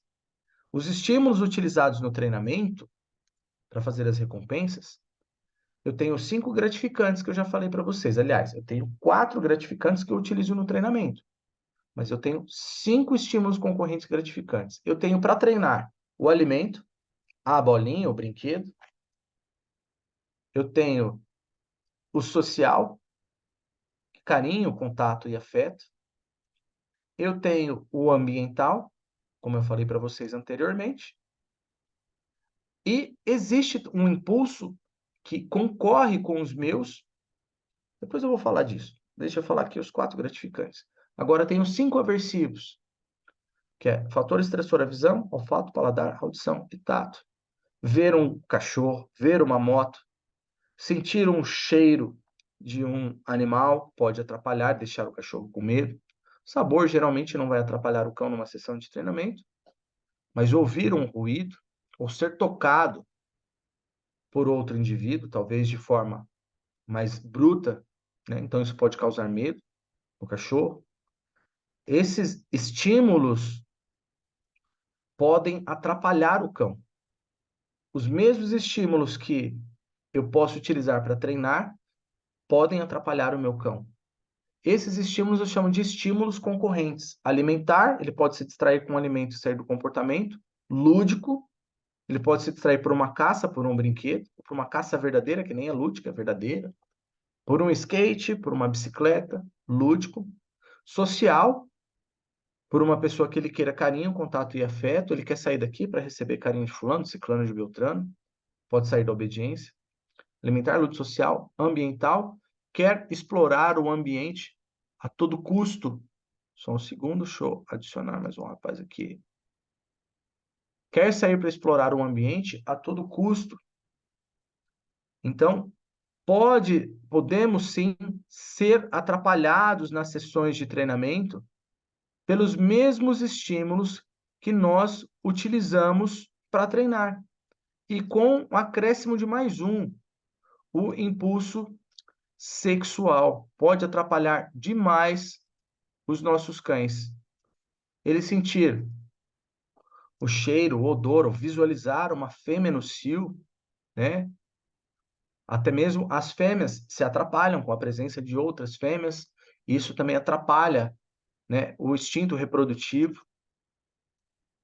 Então, os mesmos estímulos que são utilizados para o treinamento, exceto o reprodutivo, os mesmos impulsos, são utilizados, também promovem as distrações e as dificuldades para o cão em situações reais, tá? Então, ou seja, o adestramento positivo ele fala: programe as situações. Eu tenho estímulos concorrentes programados. Eu tenho de baixo gradiente reativo, médio gradiente reativo, de alto gradiente reativo, potencial reativo, desculpa. De grande potencial reativo, ou seja, que desestabiliza muito o meu cão e eu perco o controle, independente do gratificante e do reforçador que eu tenho. Eu posso ter um alimento de altíssimo valor, mas se em determinada situação eu encontrar um estímulo que seja imprevisível, qual recurso que o adestramento positivo, que eu falei para vocês até agora, pode me ofertar? Ah, joga uma bolinha para ele. Não, mas ele não quer a bolinha. Ele quer ir atrás da fêmea do cio. Não, mas ele não quer a bolinha, ele quer brigar com o cachorro. Não, mas eu já trabalhei isso, ele não briga mais com o cachorro. Ah, mas passou um gambá. Não, mas eu já treinei ele com gambá. Não, você não treinou, você não tinha um gambá, um porco-espinho. Não tinha. Para situações imprevisíveis, o que eu vou fazer? Ah, mas você devia ter treinado antes. Eu treinei tudo que eu pude naquele momento. Ah, mas o cão generaliza. Não generaliza. Não é tudo que o cão generaliza. É a mesma coisa de você falar que você sabe quais comportamentos são proibidos, socialmente falando, são proibidos, mas tem coisas que você faz de errado que por vezes você não sabia. Aí tem gente que vem para você, ô, isso aí não pode fazer não. Aí você fala, não, mas por que não? Não, porque isso aí é ilegal, aqui é proibido, por exemplo, tá? Seja qual for o comportamento. Então, existem inúmeras analogias que podem ser feitas referente a estímulos concorrentes, a situações que você nunca passou e que não podem ser generalizadas. O que os adestradores positivos fazem é dizer que se o cão falha, eu tenho que retomar e observar onde eu errei. Mas não dá mais tempo, porque o meu cão foi atropelado. Agora, você sabe qual é o recurso que um adestrador equilibrado tem para quando o cão dele falha? Porque todo cão falha. O do adestrador positivo falha, o do adestrador da velha escola, ou tradicional, ou que trabalha com reforço negativo exclusivamente, falha. E o do adestrador equilibrado e versátil falha. Mas nós temos um recurso. Eu digo para o cão parar um comportamento, porque se ele não parar, eu uso um aversivo. Falo, ei, parou, chega, cessa, eu escolho um marcador e, em paralelo, eu utilizo um aversivo em situações provocadas propositalmente, depois de eu ter trabalhado de forma variável, até tentando o máximo possível de generalização. Eu faço estímulos concorrentes programados para a utilização para o emprego de aversivos. E eu faço isso de forma organizada e sistematizada. Para quê? Para minimizar a utilização e o emprego de aversivos. Eu não vou me aprofundar demais dentro dessa temática, mas eu tenho esse recurso. E que se porventura acontecer um acidente, ou se meu cão falhar, ou se ele teimar por qualquer razão, eu tenho uma ferramenta de emergência, que é a mesma pregada por Skinner, que é a mesma pregada por Karen Pryor, que é o uso equilibrado e cauteloso, organizado de aversivos, principalmente em situações de emergência. Eu não preciso deixar o cão mergulhado em trevas ou preocupado com aversivos. Um bom treinamento produz um cão concentrado, equilibrado, versátil, produz um cão concentrado em acertar e não preocupado em errar. Ele fica mais concentrado em acertar o tempo todo e quando se depara com uma situação difícil, opa, eu não posso fazer isso. Por quê? Porque pode existir uma consequência aversiva, pode existir. Mesmo que o gratificante não seja do meu interesse ou não seja o suficiente, eu sei que pode existir uma consequência aversiva. Por isso, não atravesse a avenida. Não coma carne envenenada. não vá atrás do esquilo, nem do gambá. Tudo bem? Nos Estados Unidos é muito comum eles falarem, darem o exemplo de esquilo, que lá é muito mais comum. Aqui no Brasil tem, mas lá é muito comum o esquilo urbano, aqui é pouco. Aqui até em regiões urbanas a gente encontra outros animais, né? Aqui onde eu moro é muito comum. Aqui no fundo da minha casa, por exemplo, no fundo da minha casa, literalmente no meu quintal, um mês atrás, tinha 5 capivaras no fundo da minha casa. E aqui é uma área urbana, embora eu more de frente para a represa, uma área urbana. Eu nunca tive uma capivara para treinar meu cão, não filmei. Mas a hora que eu soltei meu cachorro para fazer xixi, tinha capivara, ele olhou, se fixou, eu chamei junto, ele voltou contrariado e lambendo. Obedeceu. Se ele não tivesse obedecido, eu diria não para ele parar. Senão, ele seria rasgado, deduzo, né? Por uma capivara, de lá cheirar, de lá chegar perto. Ou não, elas iam sair nadando, correndo lá, sei lá o que elas iam fazer. Mas isso é só um exemplo. O meu cão, eu morei por 10 anos em um lugar cheio de porcos e espinhos. E quando o meu cão se depara com uma situação difícil, ele para o que está fazendo e volta para mim. Inúmeras vezes em lives ao vivo no Instagram, eu mostrei ao meu cão como ele lida com situações difíceis. O que ele faz? Ele para e volta imediatamente para mim. E, inicialmente, eu precisava de marcadores de aversivo, por vezes aversivo propriamente dito, mas hoje eu tenho uma muito maior confiança no treinamento do meu cão. E se ele falhar, eu uso um marcador e ele para o comportamento indesejado. Tudo bem? Então, o que eu quero dizer para vocês é que existem esses limites no adestramento puramente positivo. Na verdade, puramente positivo ele não existe. E nem os próprios adestradores positivos, também que se declaram adestradores positivos, ele fala, não tem um adestramento puramente positivo, não existe. E hoje eles estão assumindo, vários estão assumindo, que por vezes é necessária a sua utilização. Então, por que para você é necessário, você pode usar, e quando é necessário, e por que que eu não posso preparar no meu cão para não precisar nem quando necessário? Ou seja, eu prefiro situações que não existem riscos para eu treinar um marcador de aversivo no meu cão, para ele parar comportamentos, por exemplo, não pegue a comida do chão. Eu sei que dá para treinar só com reforço positivo e punição negativa. Eu sei que dá para treinar, isso é muito fácil. Mas eu prefiro treinar isso no meu cão para ensinar o marcador, para que ele saiba que uma situação real, se eu precisar utilizar um aversivo, eu também posso anunciar isso para ele, ele parar um comportamento. Então eu prefiro situações brandas, inofensivas e sem riscos para ensinar o meu cão a parar um determinado comportamento em uma situação de risco, do que eu esperar uma situação de risco real e eu não ter uma segunda chance. É basicamente isso que eu queria falar para vocês em relação, nessa aula aqui, ao emprego de aversivos quando necessário. Agora, voltando a falar de reforçamento positivo, além de tudo, eu preciso entender que eu preciso de uma variação de recompensas. Quando eu estou treinando o cão através de reforço contínuo, ou seja, todas as repetições, eu dou apenas uma quantidade satisfatória para o cão em um comportamento desejado que está em construção, CDC, comportamento desejado em construção. Eu dou uma quantidade maior quando eu quero maior qualidade do comportamento e maior quantidade de exibições. Aliás, desculpa, quando eu dou um alimento de maior qualidade e dou maior quantidade para o cão durante um comportamento desejado que está em fase intermediária, ou seja, ele sabe o comportamento, está aprendendo, mas teve melhores execuções. Tá? Então, isso também tem que ser aprendido para se trabalhar com reforço positivo. E na qualitativa, quanto maior a qualidade e quantidade dos comportamentos apresentados, maior é a quantidade e a qualidade da comida também no comportamento desejado que já está aprendido. Isso aumenta os impulsos, eu já ensinei. Agora, quanto maior a qualidade, quanto maior a quantidade apresentada, maior o tempo de exibição, maior vai ser a qualidade e a quantidade do alimento ofertado, se for alimento. Agora, a gente também tem que fazer uma variável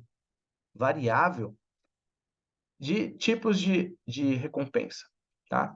Então, aqui, ó, quando eu estou eliminando a utilização da recompensa para o cão, que eu não quero ficar dependente do alimento, eu também faço uma variação dos gratificantes. O C de comida, O S é de social, que é de carinho, né? O L é de lúdico, que é a mesma coisa que brinquedo. Então, em uma sessão de treinamento, quando eu estou finalizando e tirando, tentando tirar o emprego do alimento, eu uso comida, uma repetição, comida, na outra eu uso carinho. Aí eu uso comida, na outra repetição eu uso carinho. Na outra eu uso comida, comida, carinho, comida, brinquedo.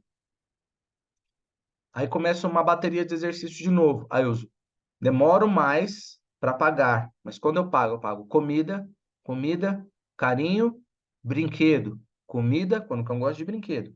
Carinho, comida, brinquedo. Aí uma outra bateria, outra sessão de repetições. Demoro mais para pagar. Só que quando eu pago carinho, brinquedo, comida, brinquedo, liberdade, ambiente. S é de social, L é de lúdico, que é de brinquedo. O C é de comida, para não se confundir com o A de ambiental. O L é brinquedo. Pô, maior confusão para vocês, né? Mas eu vou tentar facilitar isso aqui para vocês. Como eu já estou habituado, é mais fácil para mim. Então, na primeira sessão, usei bastante comida, carinho e brinquedo. Na segunda sessão, no bateria de repetições, 2 vezes a comida, uma vez carinho, outra vez brinquedo, comida de novo, carinho, comida, brinquedo. Na outra sessão, a bateria, carinho, brinquedo, comida só uma vez, brinquedo, liberdade, porque executor vai cheirar um pouquinho, vai passear, ou vai cheirar ali na frente do portão de casa. Traz o cão de volta para andar junto, ou senta ou deita, não importa. Agora eu vou recompensar com brinquedo, com carinho e com liberdade. Opa, não usei comida. Eu tenho que identificar o que o cão gosta e mostrar para ele. Agora, conforme você executa, eu vou te ofertar aquilo que eu não ofertava gratuitamente também, que também faz parte dos estímulos gratificantes para se reforçar positivamente, que é não só comida, mas brinquedo, carinho e liberdade. Brinquedo, carinho, alimentar, comida, lúdico, brinquedo, social, carinho, contato e afeto, e ambiental, liberdade para explorar. E no final, quando eu tenho um cachorro muito bem trabalhado, para vocês terem uma ideia, eu posso usar somente o social e somente a liberdade para como recompensa, certo? Mas isso não quer dizer que não existem estímulos concorrentes que podem atrapalhar, inclusive, o condicionamento. Quando que o cão falha perante um estímulo concorrente? Quando o estímulo concorrente é maior do que os gratificantes que eu posso ofertar, e muitas vezes imprevisível, ou quando que eu posso ofertar é muito fraco perante uma situação que, obviamente, foi difícil, a mesma coisa, basicamente a mesma coisa. Então, é um contrário ao outro. Então, tem que ter um equilíbrio. O que que eu faço quando eu não tenho nenhum aversivo suficiente para parar um comportamento e nenhuma recompensa suficiente para trazer o cão de volta? Eu saio da situação quando possível. Tudo bem? Por isso que eu tenho que treinar de forma em que o aversivo seja eficaz e que o cão esteja habituado o máximo possível às mais diversas situações e que eu encontre o maior poder dentro dos estímulos gratificantes e não oferte esses estímulos de forma gratuita. Então, esse é o jogo.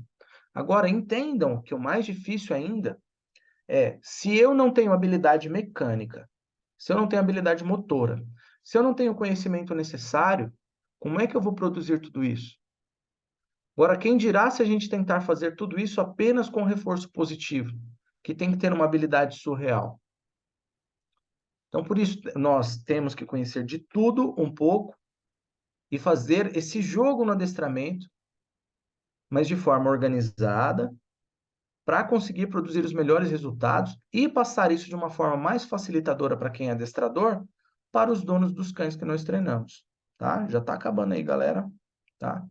Agora, entendam que as contingências de forma equilibrada, a primeira fase, que é a fase do aprendizado, somente utilizamos os gratificantes, seja para adicionar ou para subtrair, ou seja, para adição é reforço positivo, para subtrair é punição negativa. Faz o que eu quero que você ganha, faz o que eu quero que você ganha. Se você não fizer o que eu quero, eu tiro o reforçador. Aí o cão passa a não ter opção.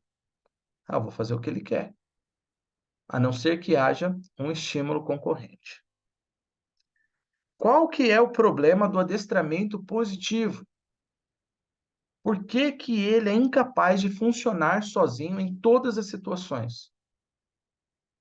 Nas mais variadas situações, aliás.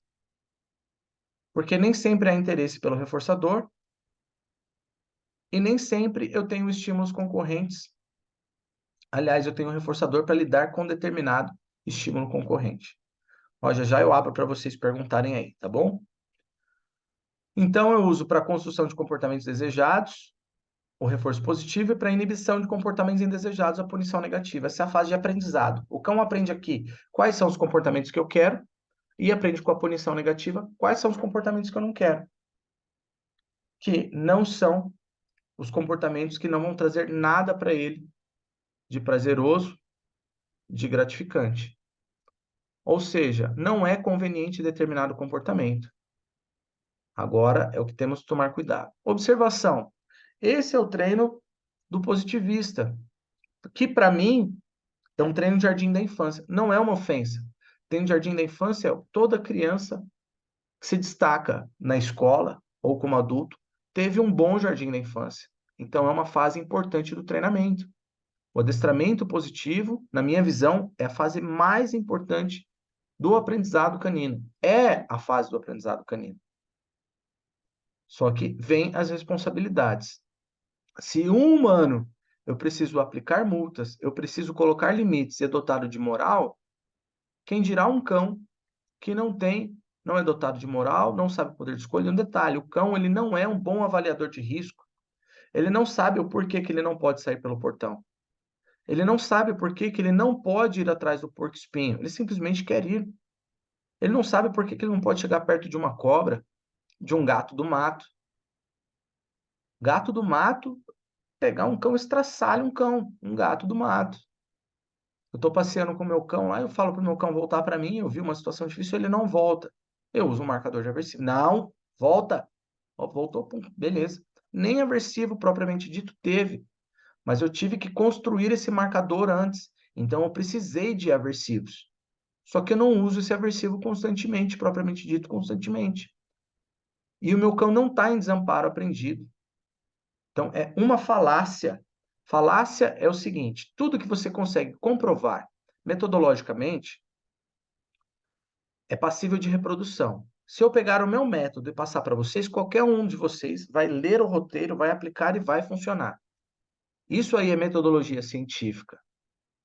Então, quando a gente está falando metodologia científica, a gente precisa de uma descrição fidedigna, que seja passível de reprodução por qualquer indivíduo que realmente saiba, tenha o mínimo de boa interpretação de texto. Agora, a falácia é aquilo que alguém fala e não consegue comprovar ou demonstrar na prática. E não tem nenhum material exibindo. E quando você vai questioná-lo e deseja aprender, ou ele não tem uma boa didática e não sabe te apresentar, ou ele não fez uma metodologia de acordo que seja capaz de você reproduzir. E um detalhe, não vale laboratório para adestramento de cães, porque a gente não passa a vida dentro de um laboratório. Não vale um golfinho num tanque. Se você pega o golfinho do tanque, lá do SeaWorld, você vai soltar ele no mar, ele vai desaparecer, ele nunca mais vai voltar. A não ser que ele tenha sido treinado para voltar. E para ser treinado para voltar, precisa de aversivo, me desculpe. Tá? Porque ele vai encontrar situações que você nunca mais vai encontrá-lo. Beleza? Tranquilo? Agora, contingências equilibradas na fase 2. Eu não vou falar disso, que é a fase da lapidação. Tá? Aí eu vou deixar isso para uma próxima vez. Eu vou fazer mais uma live falando da lapidação. Mais uma videoaula, mais um aulão gratuito sobre isso. Equilibrando os reforços. Olha como eu trabalho. Essa é minha metodologia. Eu sempre vou, primeiro passo, criar um comportamento alternativo. O cão foge pelo portão, eu nunca vou punir primeiro ele fugir pelo portão, a não ser que seja uma emergência absurda. Tudo bem? Coisa que eu não passo. Eu não me lembro de uma situação aí que eu tenha que rapidamente. Lembro de uma única, inclusive, que era um cachorro que fugia para a avenida, o cara só tinha um cubículo, não tinha dinheiro para pagar. Eu, na verdade, nem corrigi, eu ensinei ele a corrigir rápido esse comportamento, mas eu falei, ó, você vai ter que compensar de outra forma, não é justo para o seu cão ele não saber o que fazer, você só corrigir. Eu ajudei o cão, mas enfim, foi um treinamento mais duro do que o convencional. Primeiro passo é ensinar um treino de lugar indicado para o cão, mandar ele para trás, depois provocar situações e punir negativamente. Primeiro é reforço positivo, depois é punição negativa. E depois que eu punir negativamente? Agora eu vou potencializar esse estímulo, causar uma situação mais difícil, vou usar um marcador e punir positivamente. Não, por exemplo, isso é só um exemplo. Não, e corrige o cão. A próxima vez eu fiz 2, 3 correções, brandas, baixas, porque por punição negativa ele já aprendeu. Isso vai ser o suficiente para parar o comportamento, vai ser o suficiente para parar um comportamento com não, ou com parou, ou com chega, com um marcador de aversivo. Pronto, não preciso usar para o resto da vida. Ele já entendeu. O que ele tem que saber é que se eu precisar, eu vou corrigir. Tá? Então, o meu marcador, ele está dizendo para ele, se precisar, eu te corrijo, hein? E eu tenho que ser fiel a isso. Mas eu também tenho que dar uma super recompensa quando ele migrar para o comportamento desejado. E nem sempre é alimento. Reforçamento negativo eu só utilizo quando eu preciso acelerar esse comportamento, que já foi aprendido através de reforço positivo. Então, em resumo, é assim que eu trabalho. Mas entendam que eu estou com 25 anos de profissão e eu não conheço uma forma mais justa de se treinar de forma eficaz. Se eu conhecer, que eu não estou dizendo que não exista, e eu continuo estudando, eu vou pegar esse conteúdo e vou jogar para o meu sistema de treinamento. Eu não vou ficar criticando o jeito dos outros trabalharem. Eu vou mostrar que o meu é capaz de transformar cães. E eu não estou dizendo que o outro não é. Quem tiver interesse que venha estudar comigo e venha aprender comigo o meu método. Tudo que eu faço é extremamente organizado. Tudo tem início, meio e fim. Tudo tem um porquê, tudo tem um passo a passo, está tudo amarrado. E quanto mais conhecimento você tiver sobre, inclusive, análise do comportamento, sobre esses autores, mais facilita a sua linha de raciocínio. E mais capacidade de lidar com extremistas você vai ter em situações difíceis. Eu posso defender com uma grande facilidade, em qualquer lugar, o emprego de todas as contingências de reforçamento. E eu posso provar a sua eficácia.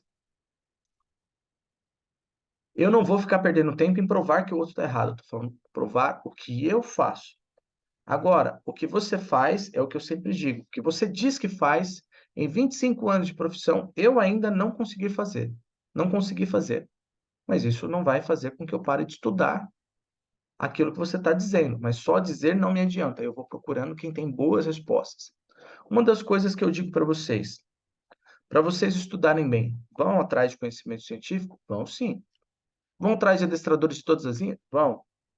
Agora, não perca tempo com quem não mostra e quem não tem resultados, com quem só fala. Não perca seu tempo. Nem gaste a sua saliva. Uma coisa só que eu não faço é levar desaforo para casa, não por orgulho, né, que é o modo de falar, mas é aquilo que eu não posso levar para casa algo que está atrapalhando o meu ganha-pão, a minha profissão.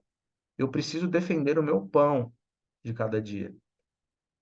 E eu preciso defender a nossa classe e eu preciso defender aqueles que mais têm prejuízo com falácias, os próprios cães. Muitos cães são levados à eutanásia, aos maus tratos e ao abandono por não ter uma solução eficaz para os seus problemas. Não foi uma vez só que alunos meus vieram falar que adestrador positivo extremista falou que a única solução era a eutanásia. E não foi uma única vez no mundo que eu ouvi dizer que um adestrador positivo, radical, extremista, eu prefiro eutanasiar o meu cão do que usar um aversivo. Chega a ser doentio por vezes. Mas essas são pessoas que são ideias físicas. O meu pai falava: tudo que é extremo não presta. Seja na religiosidade, seja na política, seja em relações, tudo que é extremo não presta. Não vai dar bom, né? Inclusive na ciência. Agora, a ciência ela foi muito distorcida. Já já eu vou passar os autores para vocês novamente. Beleza? Vou voltar aqui, vou encerrar já já. Deixa eu ver as perguntas de vocês aí. Tá bom? Quem tiver pergunta, Pode fazer. Deixa eu só tirar isso aqui da tela por enquanto. Aí, vamos lá, aula top, muito obrigado. Eu vou voltar lá no topo. Elvis, fala aí, Elvis, tá com a mão levantada, se quiser pode abrir o microfone, beleza? E aí, Juninho, tá aí, Juninho? Sua vitória?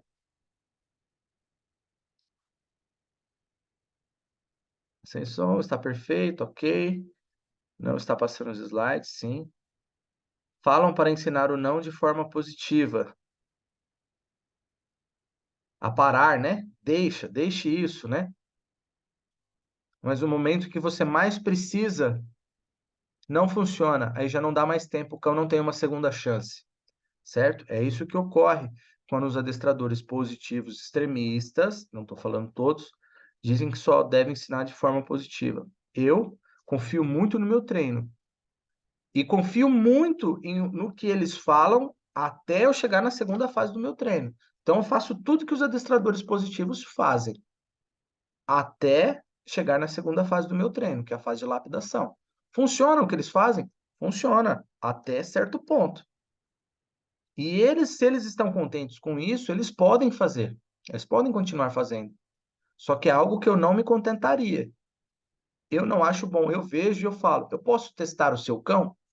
Eu testei uma moça muito gente boa, não estou falando mal dela. Foi num seminário meu, uma moça de Brasília, e ela falou que o cão dela tinha obediência incondicional e ela tratou só com adestramento positivo. Treinou só com adestramento positivo. Falei, eu posso testar o seu cão? Você pode trazer ele? Posso? Posso, traz ele. Ela não tinha noção do quanto o cão dela era desobediente e quanto de risco o cachorro dela corria se, por exemplo, escapasse da guia. Não voltava, sob distrações. Oferecia alimento, falou, se eu tivesse ofertando um alimento envenenado, seu cão tinha morrido, você tinha que correr para o hospital com o teu cão. Se ele visse uma outra situação mais difícil aqui de grande risco, para atravessar uma rua, você ia perder o seu cão. Só que ela também sofreu uma lavagem cerebral. Quando eu mostrei a utilização dos aversivos, todo mundo que me vê utilizando aversivos na sessão de treino, principalmente as primeiras vezes, fala: caraca, isso aí é o aversivo? Eu falo: é, pô, isso aqui você achou que fosse o quê? Que eu fosse arrancar a cabeça do cachorro, que eu fosse dar um trancão nele, que eu fosse bater nele? Ah, tá. Por isso, eu treino cães de residência. Os meus alunos treinam cães de residência. Algum proprietário reclama dos aversivos que você está utilizando, a não ser que seja um que tenha feito lavagem cerebral, que ele não está vendo nada demais, mas ele pensa: ah, mas ele falou que não pode, meu cachorro, tá? Então, deturparam o conhecimento científico e outra, tomaram posse, né? Quem puder escrever nomes citados por Rodrigo a respeito dos treinadores radicais positivistas? Citados, não escrevam, não, porque a ideia não é ofender ninguém, tá? Aulas, golfinhos, orcas e aquários envolve controle aversivo. Fome, controle aversivo. Obrigado aí, ó. Aprendizado muitas vezes entra como reforço negativo. É isso aí. Aula top, muito bom, obrigado. Aula show. Acompanhando aqui do Belém do Pará, quem é? E aí, Salviano, sua vitória. Pô, mas agenda um workshop, um seminário meu aí. Nunca fui para Belém do Pará, beleza? Semana passada eu estava em Natal, dei uma aula lá na unidade prisional, na penitenciária, e para adestradores de cães de residência em Natal. Como os extremistas positivistas fazem para controlar um cão agressivo no passeio? Bom, primeiramente, quero deixar claro para vocês aqui, ó. O cão agressivo no passeio, ele não iria para o passeio, viu, Iago? Ele não iria. Ele iria trabalhar esse cão e apresentar de forma sistemática, coisa que a gente faz também, tá? Mas esse cão ele já vai estar controlado quando a gente apresentar uma situação talvez um pouco mais difícil, que talvez a gente tenha que corrigir ou usar um marcador de aversivo. Mas eu já fiz isso em ambiente controlado primeiro, nós, e migro para a realidade. Eles vão fazendo de forma mais gradativa, mais demorada e conseguem sim boa resposta, tá? Então, por isso que eu estou falando para vocês estudarem também o que os adestradores positivos fazem. Agora, isso não quer dizer que o cão está preparado para toda e qualquer situação. O problema é só com adestramento positivo. Ele pode falhar, mas se ele falhar, qual o recurso que o adestrador positivo tem? Comidinha? Petisquinho? Eu tenho um recurso, eu consigo frear um cão com meu marcador de aversivo. eles não têm recurso, o cachorro vai brigar e acabou. Ou não, ele tem a guia, ele contém, sai da situação e volta, errou em algum lugar no treino, treina tudo de novo. E assim eu conheci uma adestradora positiva internacional, que a gente trouxe para dar um curso aqui no Brasil, junto com um colega meu. Um colega meu trouxe, eu ajudei ele nessas questões. E ela, em 6 anos, ela não conseguiu resolver o problema que ela tinha com o cachorro dela, tá? De medo, né? De medo e dificuldade de aproximação de outros cães. 6 anos. Mas ela dizia que estava no caminho, em 6 anos, tá? Olha, normalmente um treinamento, aí quem tá aí me conhece, não me deixa de mentir, até porque aprendeu e faz igual. Cara, dificilmente um treino muito difícil, um treino para cão extremamente agressivo, passar de 3 meses. É muito difícil. Eu tô mentindo, galera? É muito difícil. E outra, não vou esmurrar cão, não vou bater em cão, não vai acontecer isso. Vai tomar uma durinha aqui, outra, vai. Acabou, resolveu o problema de verdade. O cão aprendeu a lidar com o estímulo e ele não entrou em desamparo aprendido, inclusive trabalha motivado. Existem casos extremamente piores, muito mais graves, que podem demorar mais? Existem. Mas a maioria é, problema de agressividade, geralmente, uns 3 meses. Vamos chutar alto aí, 4 meses, indo 2 vezes por semana. Eu peguei um cachorro que ficou internado aqui em casa comigo, eu falei, prometi para a dona, em um mês seu cachorro está treinado. 10 dias, pô, o cachorro estava treinado. Com problema com outros cães, tenho tudo filmado, gravado. Prometi um outro caso em relação à agressividade por posse, por recurso alimentar. Eu falei pro dono que eu demoraria 3 meses para treinar, indo 2 vezes por semana. O dono colaborou bastante. Em um mês e meio, o cachorro parou de agredir por alimento. Corrigi, nada demais, nada de absurdo. Filmei tudo. Se eu apresentar para alguém os vídeos, pode levar para a delegacia. Ninguém vai me condenar pelo que eu fiz, não. Mas usei aversivos. Qual o tamanho? Gradiente o suficiente para parar um comportamento. Quando eu uso um aversivo? Suficiente para parar um comportamento, o qual o cão já sabe a alternativa, e desde que ele não perca o interesse pelo estímulo reforçador, pelo estímulo gratificante, tá? Então ele tem que se manter alimentando e motivado, beleza? Rodrigo, quis dizer citados na live que você mencionou, os gringos. Beleza, eu vou passar aí os nomes. Tenho uma dúvida, estou a trabalhar com um labrador, ele não teve boa criação por parte dos donos, nunca teve grandes atividades como passeio regular, socialização, ambientalização, o que o tornou antissocial. Começa a treinar obediência. Não sei se começa ou comecei, que tem uma coisa na frente. Está top, mas obedece aos comandos. Mas toda vez que ele vê um cão, ele tenta sair da aula. Como o colar eletrônico ajuda? Olha, desculpa, mas eu não posso simplesmente colocar uma ferramenta. Não é a ferramenta. O colar eletrônico, ele é uma ferramenta. Se você sabe as funções, sabe utilizar como qualquer outra ferramenta aversiva, ele vai ter um papel como qualquer outra ferramenta aversiva. Só que você tem que saber parear o colar eletrônico. Aí eu teria que te dar uma aula inteira de colar eletrônico para você trabalhar, para você apresentar o colar. Uma aula como essa, me perdoe, levaria umas 2 horas. Não é para recusar a informação. Aliás, eu tenho um curso, sempre brinco, eu tenho um curso que chama O Uso Equilibrado do E-Colar, que ensina você a apresentar a ferramenta de forma adequada. Eu também tenho o uso equilibrado dos aversivos. Eu tenho mais de 25 cursos na minha plataforma, todos com tema específico, todos com início, meio e fim. Passo 1, passo 2, passo 3, passo 4, tudo muito bem desenhado, modelado, que qualquer pessoa pode reproduzir. Qualquer pessoa. E na prática com o cão, não é eu estou falando como faz, eu pego o cão e mostro, tá?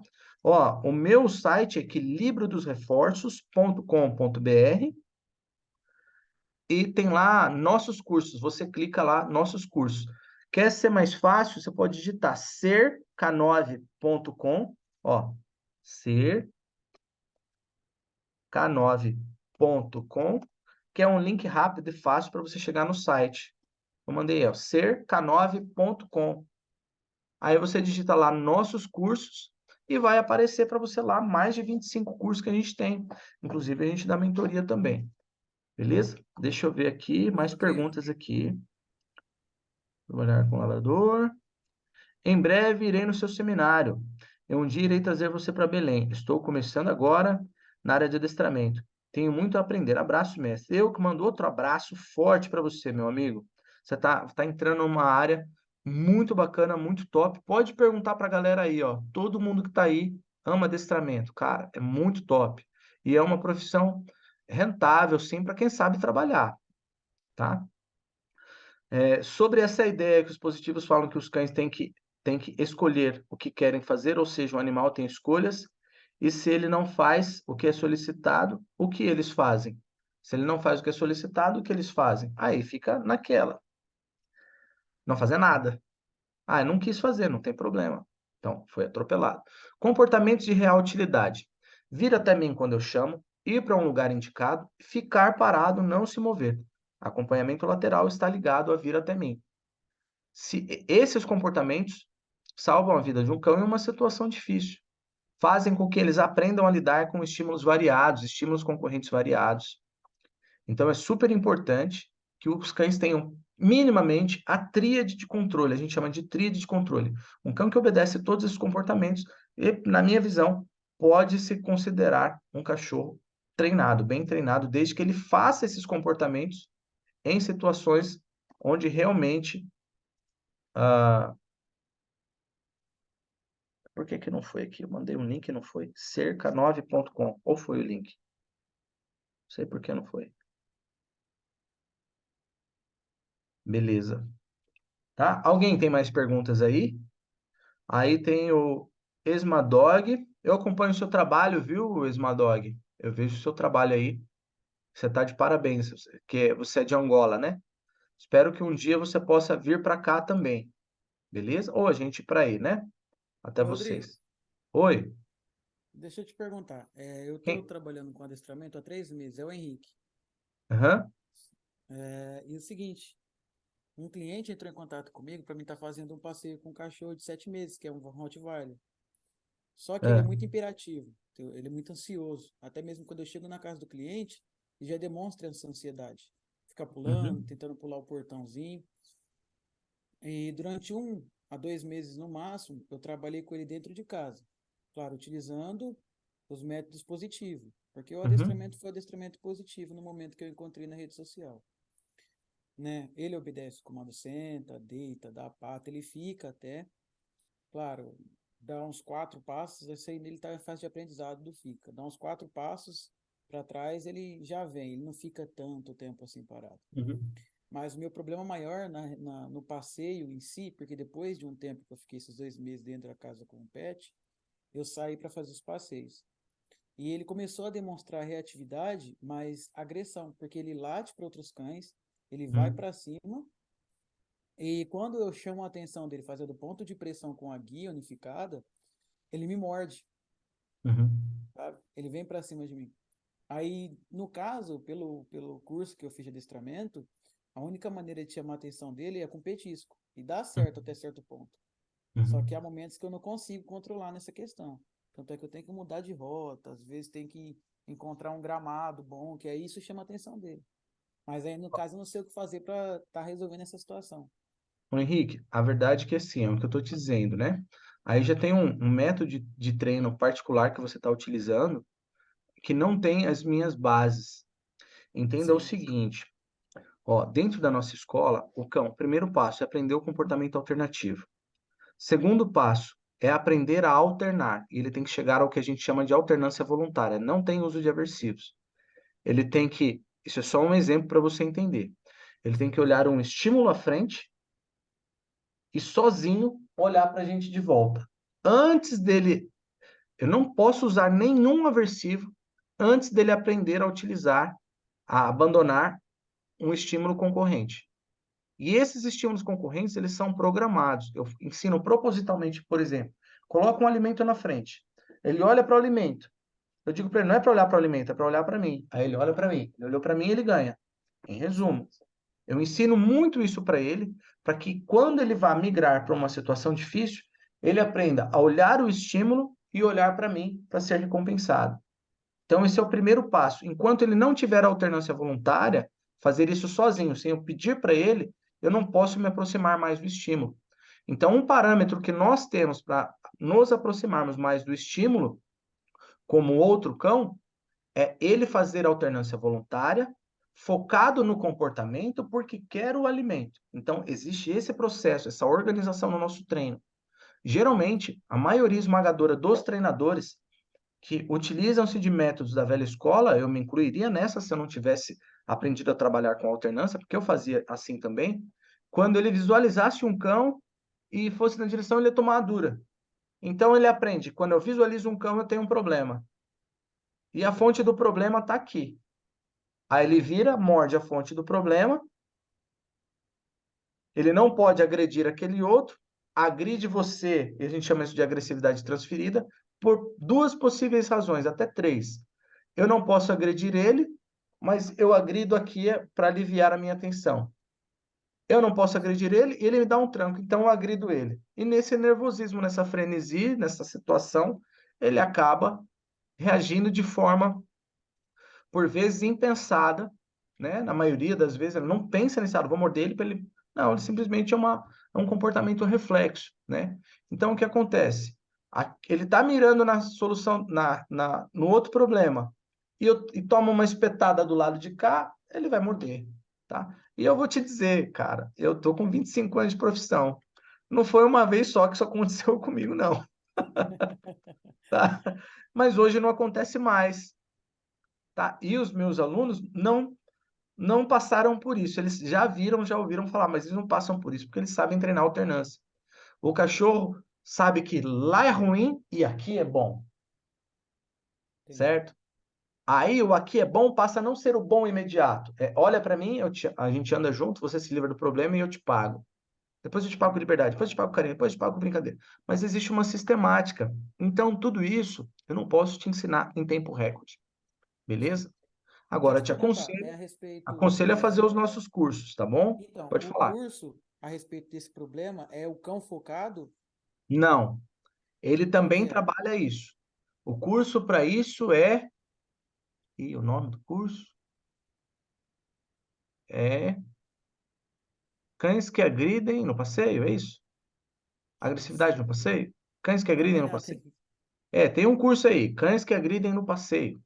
Quem já fez aí, tiver aí, confirma aí para mim, mas é agressividade no passeio ou cães que agridem no passeio, um negócio assim. Não Esperando é você. obediência em off, não, né? Oi? Não é obediência em off, não. Não, obediência off-leash. Ele trata também, mas o que aborda a agressividade profunda é esse caso que eu peguei, que é de um cachorro, e é mostrado, é filmado. É um cachorro que, inclusive, arrancou o nariz da irmã do dono para tirar o Nossa, cachorro que estava brigando com o outro. O cachorro mordeu, arrancou o nariz, ela teve que fazer uma cirurgia plástica, tirar carne de outra região para colocar no nariz, no lugar do nariz, para você ter uma nossa. ideia. E esse cachorro queria matar o meu cão, o piloto. E um detalhe, eu vou gravar um desse novo não, um complemento para esse, porque eu aprendi coisas novas. Inclusive, eu gravei hoje e gravei ontem.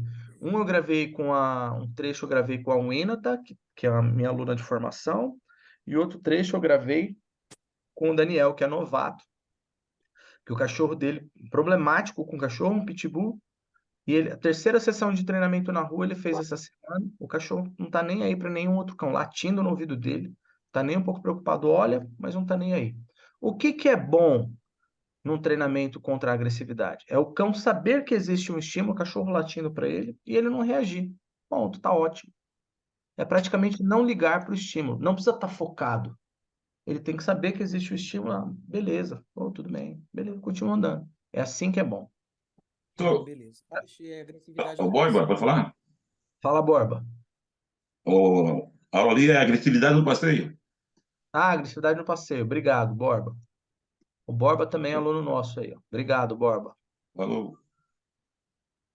Beleza, galera? Mais alguma dúvida aí?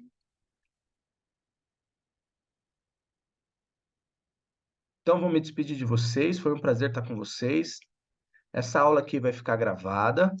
Eu vou colocar quem não está no nosso grupo do Telegram, tá? Pode me chamar que eu coloco no grupo do Telegram, no grupo do aulão. Às quintas-feiras eu vou fazer aulões como esses aqui para divulgar mais o nosso trabalho e falar mais sobre as linhas de treinamento, tá? Ah, lembrando que seminário EAC aqui em São Bernardo do Campo, no final desse mês. Depois eu tenho o PEC, que é Programa de Equilíbrio Comportamental, que é aqui em São Bernardo do Campo. No outro mês, Educação de Filhotes, Ser Filhote Equilibrado. E para fechar com chave de ouro, seminário novo. O nome é para ser engraçado mesmo, para chamar a atenção. CPF. Cães de Proteção Familiar. Cães de Proteção Familiar. Beleza? O Elvis deu risada aí. E eu vou mostrar para vocês como vocês mesmos treinam os cães de proteção dos seus clientes. Vocês figuram e podem formar cães de proteção ou seus próprios cães formarem cães de proteção. Do início ao fim, todas as bases. E um detalhe, eu não encho linguiça. Eu não vou dar um negócio que é meia boca. Eu vou dar um seminário para vocês, um workshop que é top, que vai fazer a diferença.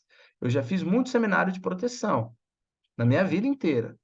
E eu peguei aquilo que é de melhor e formo, há muitos e muitos anos, eu formo cães de proteção. Então, eu vou ensinar vocês a treinarem cães de proteção, pegar mais uma fatia do mercado. Esse grupo do aulão é do Telegram mesmo, tá, Smadog? Beleza? Então, vai ter um curso de proteção. Agora, eu vou ter também seminários em outros estados, e quem quiser também me levar aí para o seu estado, para a sua região, pode me chamar aí também, que a gente leva esse seminário para aí também. Um prazer estar com vocês. Entrem lá em nossos cursos, tá? equilibriodosreforços.com.br, aí você clica lá em nossos cursos, ou cerca9.com, é o mesmo site, clica também em nossos cursos. Deixa eu só encerrar aqui com vocês rapidinho, tá? Só passar isso aqui para vocês, só compartilhar. Se vocês gostaram, aí, ó, nos deixe um feedback, tá? Aí, Felipe entrou atrasado, sinto muito, já terminou. Nos deixe um feedback, dê um print na tela aí, ó, e compartilhe nas suas redes sociais a sua experiência. Deixe um depoimento se você curtiu. Críticas construtivas serão bem-vindas. Eu vou colocar no primeiro slide aqui, vocês tiram um print, ó. Aqui, ó. Beleza, galera? Ó, tirem um print, postem, façam um comentário, me marque aí. Me marque aí no Ser Adestramento, @Ser Adestramento. Ser é sistema e equilíbrio dos reforços. Beleza? E nosso objetivo é você adestrando cães.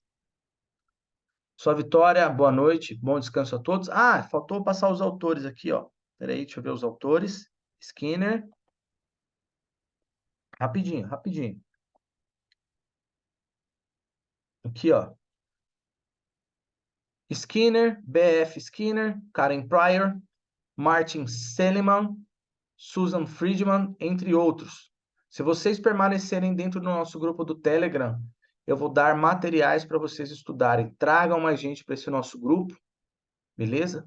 E tenham a mente aberta, livre de preconceitos, conheçam todas as linhas de treinamento, estudem, vá no que é certo, não se preocupe com o errado, foque no que é certo. Ao invés de você ficar lá tentando bater em quem pensa de uma forma diferente de você, veja o que ele tem de bom para te oferecer.